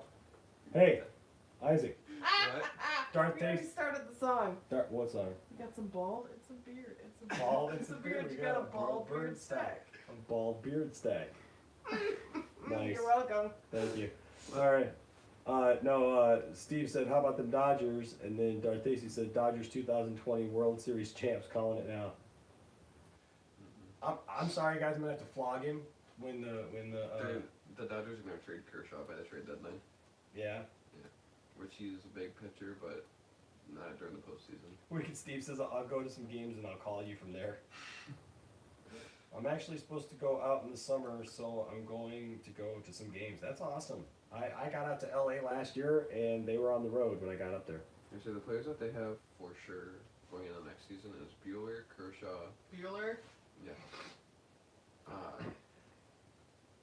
Bellinger, Seager, Bob Seger. and Corey Seager. I'm joking. Darth Tasty says, I don't think you have to look that far to find Mike Zero doing or saying something stupid. It sucks because the Poindexter Lounge deserves the money that Mike Zero is making from his disgusting lies. I'm gonna get some merch, by the way, Enosh. Thank you, William. William says, Enosh, are you coming back to Kansas anytime soon? I just found out I may be coming back to Kansas in May. There's some kind of conference,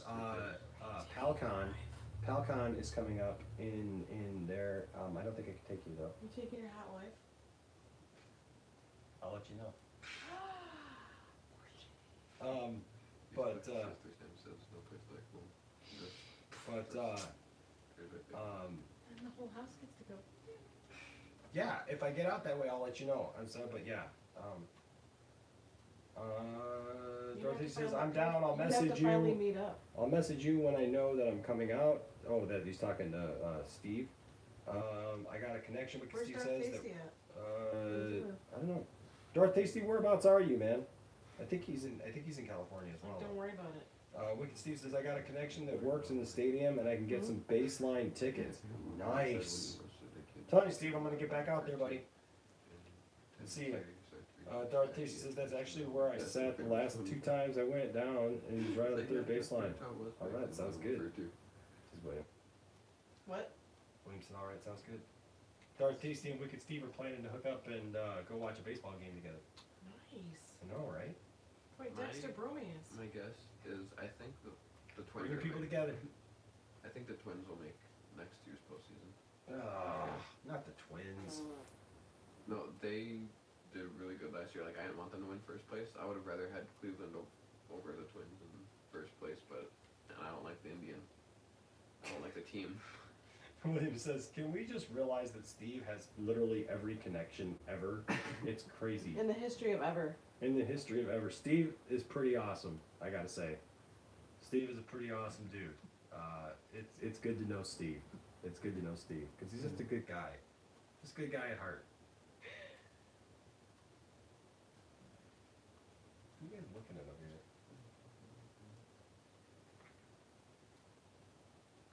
No, there's not a problem, Steve.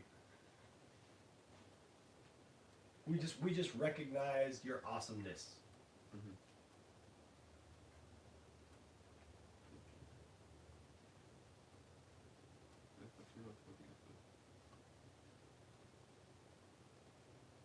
Alright guys, so as soon as I get the video done, I'm going to put it on one of these premiere things. So I will be releasing the video on Patreon early, so you can look for that. So I know Darth Tasty and William is on our Patreon, so Patreon people will be the first to see the video, and then after that it will be released here on the channel, and I want to get it released soon. I'm shooting for Tuesday. what I'm shooting for, because I want to release it and get it out there for everybody to see, and be able to get it out there in time for the Rise of Skywalker, before the Rise of Skywalker, so people can hear it before that. And who knows? I'm hoping one day, you know, like with my Flash video, before it seemed like I hit the algorithm, but that was like what, 4 years ago now? Whose algorithm? 3 years ago, the algorithm for YouTube when my video went viral on the Flash. Oh. It's like 3 years ago, Yeah. and Yeah, because we used. and I hit the algorithm, used and money to people go see Seattle and for the first time. people were also sharing that on Reddit, you know. And so I encourage you Why don't guys. take a break. You from know, Reddit? like seriously, because like a lot of people will tell me like, Enosh, we'd love to give to the Patreon and stuff, but we just don't have the money to do it. We don't have other things. You know what you can do? I would love, like, you can really help me out if you guys will be ambassadors for the channel. Because I think we all agree, like, being here is just fun. You know what I mean? Like, sometimes people come into the chat, like tonight, somebody came into the episode and like, we're just watching them watch TV. Well, no, that's not what we're doing. We're enjoying these things together. We're doing these things together. Like, we have fun, you know? And so, Like you hang out with your friends on a Friday night. yeah, and so, We just watched The Mandalorian. so I would say, like, if you could do anything for me, the one thing that I would ask you to do is just be an ambassador for the channel. You know, I love what Ryan Darth Tasty is doing. Oh, by the way, guys, if you haven't seen this yet, Ryan Darth Tasty has started an actual hashtag I Love Star Wars Facebook page, which is something that I thought about actually, but just never got around to. And I love the fact that you did that, man. I love the fact that you started that. What's that? Yeah.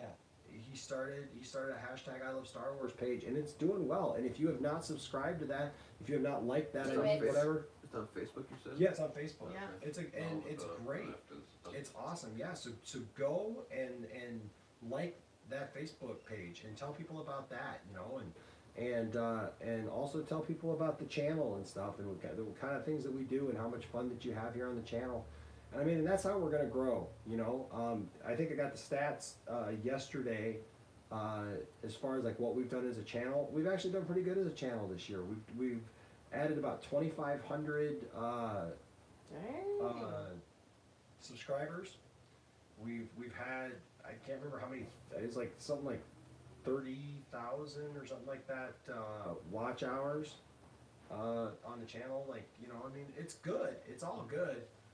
But you know, obviously we want more and more people to be here with us, and so you know, so yeah, if you're on Reddit at all, you know, I get on Reddit every once in a while, but I know that a big thing that helped the Flash video get to 1 million views was Reddit, because people started sharing it on Reddit. They really liked my theory, and they started sharing it on Reddit, and it blew up. And so, like for the Mike Zero videos, I've tried to go and share them on different things, but I don't use Reddit a lot, so I don't understand it a lot. So I But try. you tell Mike to take a break from it. Yeah, I told Mike to take a break from it because Mike Zero like obviously understands Reddit.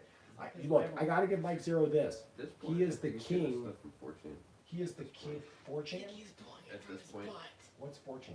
it's kind of like I've heard of 4chan. it's pretty much like pretty much the best way to put it is it's off-brand Reddit. It is Off-brand Reddit. It's pretty much there's always like Aren't you leaks off-brand that Superman? there's always leaks that come from 4chan, but Okay. 99% of the time they're never correct. But it's kind of like how rumors like start like on Reddit and stuff, and most of the time like it ends up like actually happening. Oh, okay. 4chan is the opposite. Most of the time it doesn't end up happening. Gotcha. Yeah,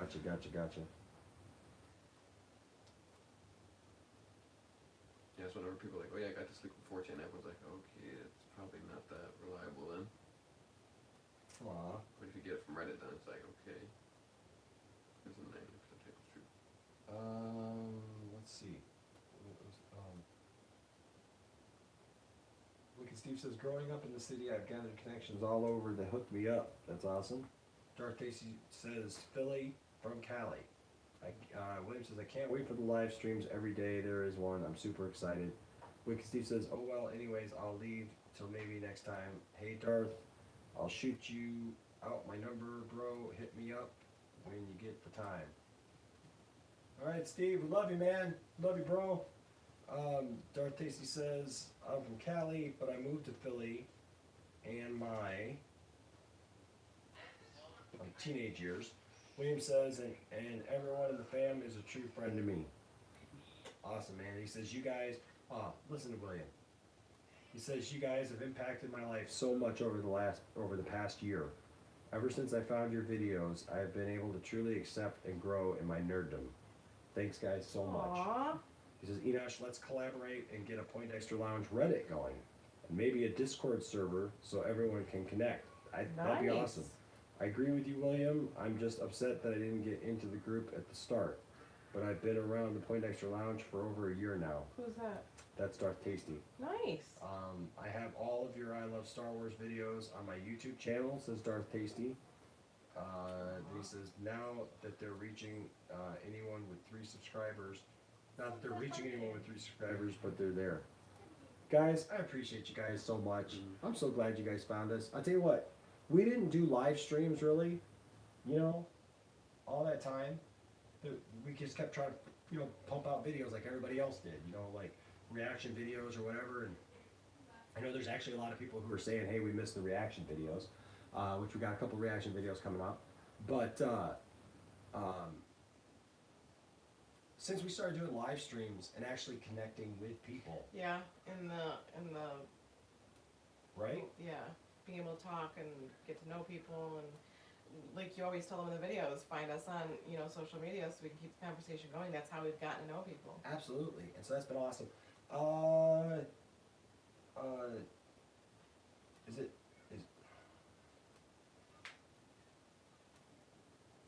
do you pronounce that? TDU4? TDU4? Yes, I did get my Purge Trooper. I sure did. I got my Purge Stormtrooper from GameStop, and it was awesome. Yay. I got so many toys I still have to hang up or put up. It's like crazy. I got a whole stack of... Can't take a break from toys. Come on. Yeah, Come budget. on. But the Facebook page, Dark Tasty, has added 80 people in 2 weeks. Wow. That's pretty good. Mm-hmm. That's pretty good. And so, Needs to save money because Logan Hunt's birthday's coming up. yeah, but every day's a birthday when you collect Star Wars.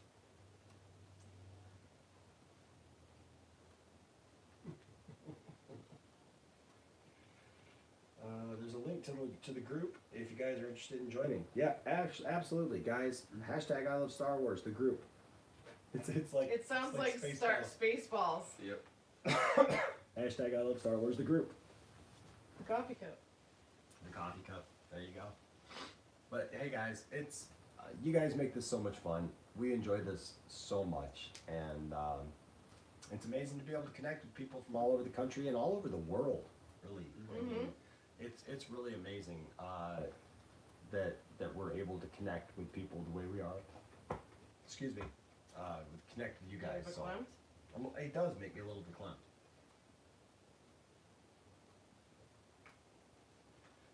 William says, I think you guys should do a series on the channel where you talk with fans all about nerdy stuff, record it and upload it so everyone can learn more about each fan. Well, that's what I'm doing actually. I started with Bruce Jennings and did the thing about like his Star Wars stuff, and actually I got a couple more that I'm planning on doing already, William. So you're thinking the right way. We're actually getting ready to. I want to talk to a couple of people who've helped us out with some of the design work and stuff, like the guy who did the intro for us with the Poindexter Lounge stuff, the animation, and then the end, for the end credits. So that guy, and I can't remember his name right now. It's unusual. He's from, where's he from? Iceland? Maybe? Mm-hmm. Yeah, anyways, he actually did work on Vader Shards of the Past for Star Wars Theory. And so because of that, it's so cool. He loves our channel. And so he designed all that stuff, guys. So our t-shirt logo and all that stuff, he designed all that and just did it for free.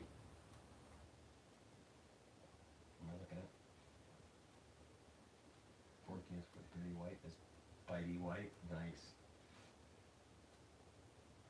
Trying to see here.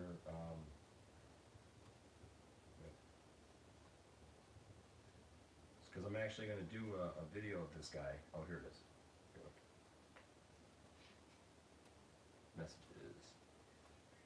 His name is, if it will pull up, cannot wait to get a new phone next week. Get right to it. His name is Magnus Edlund. His name is Magnus Edlund, and super cool. So I definitely want to do one of him. I actually want to do one of Jordan Farrell, who did the Scooby-Doo movie, and we're going to be doing some more stuff with him. And then also I want to do. I'm going to do one eventually with Marquez, who designed our T-shirts, and so you know, and just talk some, and then I want to talk to some of you guys too. Like I'd like to talk with some of you guys and do that. I think it's a great idea. It's just really good to have you guys here, honestly, and to be a part of the Point Extra Lounge, isn't it, Tim? Mhm. TGU4 says, I'm the guy who lives in Charlottetown, Michigan. I'm going overboard collecting these Black Series figs. Carlton. Where is that from? Hold on a second, I'm trying to remember.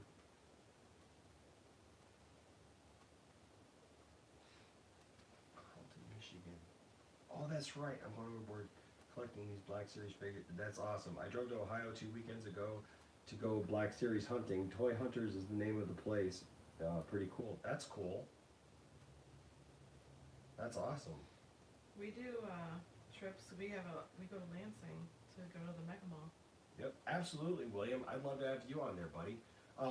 You weren't in here when I was talking. I was like, I still got to get together with you and talk about live streaming stuff. I know we've meant to do it, and actually, I was supposed to talk to another guy about, we were supposed to do a video together. We were supposed to collaborate, but I lost my voice, and I just don't think it worked. He didn't call me back, so we were supposed to do a collaboration video of some kind this week, but I don't think that just worked out.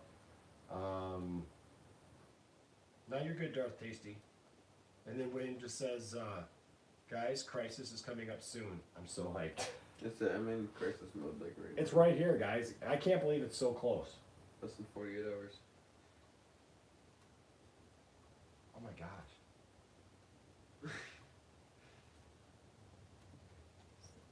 It's less than 48 hours, Tim. Did you see the picture I sent in the family group chat today? Which one? The last one. With Superman and the tattered Yes. Have you guys seen the picture of Tyler Hoechlin's Superman dead with Lois Lane over him? It says that Lex Luthor killed him and then disappeared. Yep. Yeah, it says Lex Luthor kills Man of Steel and then disappears in the thin air. I don't know what to think about that. What does that mean? Yeah, that's the... Yeah, that picture's interesting. Although, the one thing I don't like about that picture, it's so obviously green screen with the sky. That's the one thing I just don't like A about lot it. of stuff's gonna be green screen. for Yeah, I Crisis. know, but it's like you couldn't go outside and actually, like, you gotta make the pile of crap to Well- put Superman on. You couldn't just go Well, if outside those and be like, on-set photos, that might not have been something that they wanted to get leaked. sky. can't even have the real sky The anymore. thing is like, is that a different Earth? Is that a CG vision sky. that somebody's having? Is that... That's the name of a new band, CG Sky. Because like, we haven't gotten Psycho Parrot on any of the shows, have we? Yeah, We did?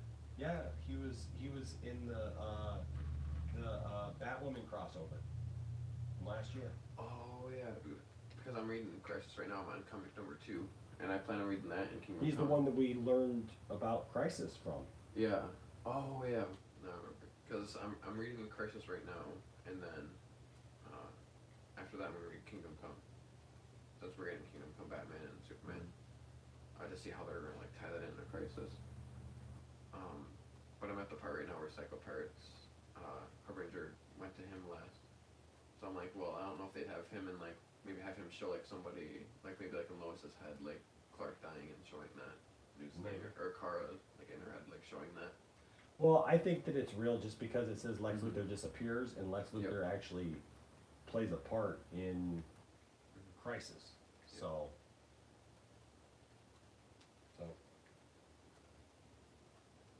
We also just assume that it's the new Lex Luthor. That's right. You never know which Lex Luthor it could be. Because it's Crisis and Infinite Earths.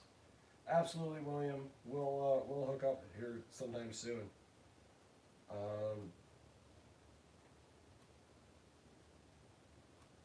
Absolutely 2D4. Is it TDU or 2do4? To do?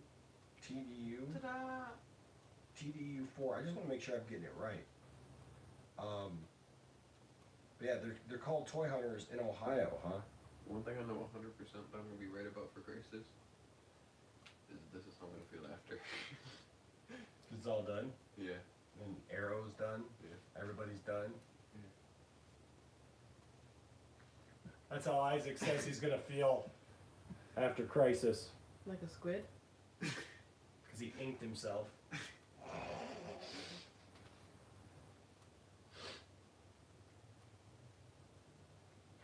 So.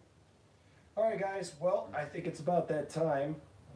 My voice is totally shot, so. I gotta catch up on some work and get some food. Yeah, but hey guys, it was once again a pleasure having you all over for a little while and watching The Mandalorian and talking about it and just enjoying this time together, having some fun. Christmas is coming up. Over Baby Yoda. I know Christmas is coming up, and I just encourage you. I know all of you don't have necessarily your family with you, but know this. Whether or not you have people who are right there who you consider family, if you have them, you know what? Spend some time with them and let them know that you love them and that you appreciate them, even those that get on your nerves. And then also, you know, if you don't have your family around you, know that there are people in this world who care about you and look forward to hearing from you, because I know we do. We look forward to hearing from you guys each and every day, every time we sign on and make a video and I see these familiar names of these people that, you know, you guys are people that I've never even met in person, but I feel like you're friends. And so just know that you bring a smile to my face and to our family's face when I make a video and I see the name Darth Tasty pop up and make a comment, or I see William pop up, or Caleb. Chicken Nugget, or Caleb, yeah, you know, Wicked Steve, you know, just all these different names, and it's just, it lets me know that, you know, somebody does care about what we do, and somebody's paying attention, and that's why we do it, to have some fun with you guys. So thank you guys so much. We love you. Have a wonderful weekend. We'll probably be signing in tomorrow to give our final thoughts on and predictions on Crisis, and I'm going to be up probably really late editing the video for Lies. So wish me luck and that my computer actually cooperates with me and doesn't give me a hard time. Wow, you're doing the video on the computer instead of the phone. Yeah. Fancy. You're welcome, guys. Well, I got some green screen stuff to do because I figured Enosh Fett needed to show up as an actual character, not just me, because I'm already in it as Mark Uno. I mean, Mark Uno's in it, and so Mark Uno and Enosh Fett need to be in it. You canonize Enosh Fett in the Mark Uno verse. Yeah. Mark Uno-verse. In the Mark Uno-verse. It's a whole universe to its own self. So, anyways, plus I got this idea. I mean, Mark Uno's heard some other stuff, and so they said Mark Uno's mom might have to, you know, bring him a Hot Pocket or something to establish canon. All right. Are you playing with your toys again? No, Ma. All right. Mom, I told you. You're never supposed to bug me when I'm making my stories. All right, guys. We love you so much. Thanks for joining us. Stay nerdy. Don't let anybody tell you not to, right? Love the things that you love. Don't let any group of people or any Love the nerd you're with. or anybody else tell you any different. All right, guys. Until next time, I'm Enosh. Who are you? Who am I? Fantastic. And Saquon Kenobi. right over here, off screen. There's been somebody there the whole time. It's freaking you out, isn't it? What's up, Kevin Ose? Just now seeing you on there. The Mark Uno, William says the hashtag Mark Uno verse. Mark Uno videos are the best. Thank you, William. Appreciate that. William said, I care a log. Lot. I care a lot too. You should check out Rogers Sale if you ever go to Ohio. It's the largest flea market in the world. They have everything, including livestock. You might have to pick up some livestock. Isaac, You can get a real rooster for Doomcock. there you go. Isaac, we've been making so many theories over the year. Mm-hmm. Yep, and now we get to see what's going to happen, Yeah. says true. William. William started it with Pariah. You need to go to the dollar store so you get a mic so you can just drop it. There you go. All right, guys. We'll see you later. Say goodnight, Tiff. Good night, Tiff.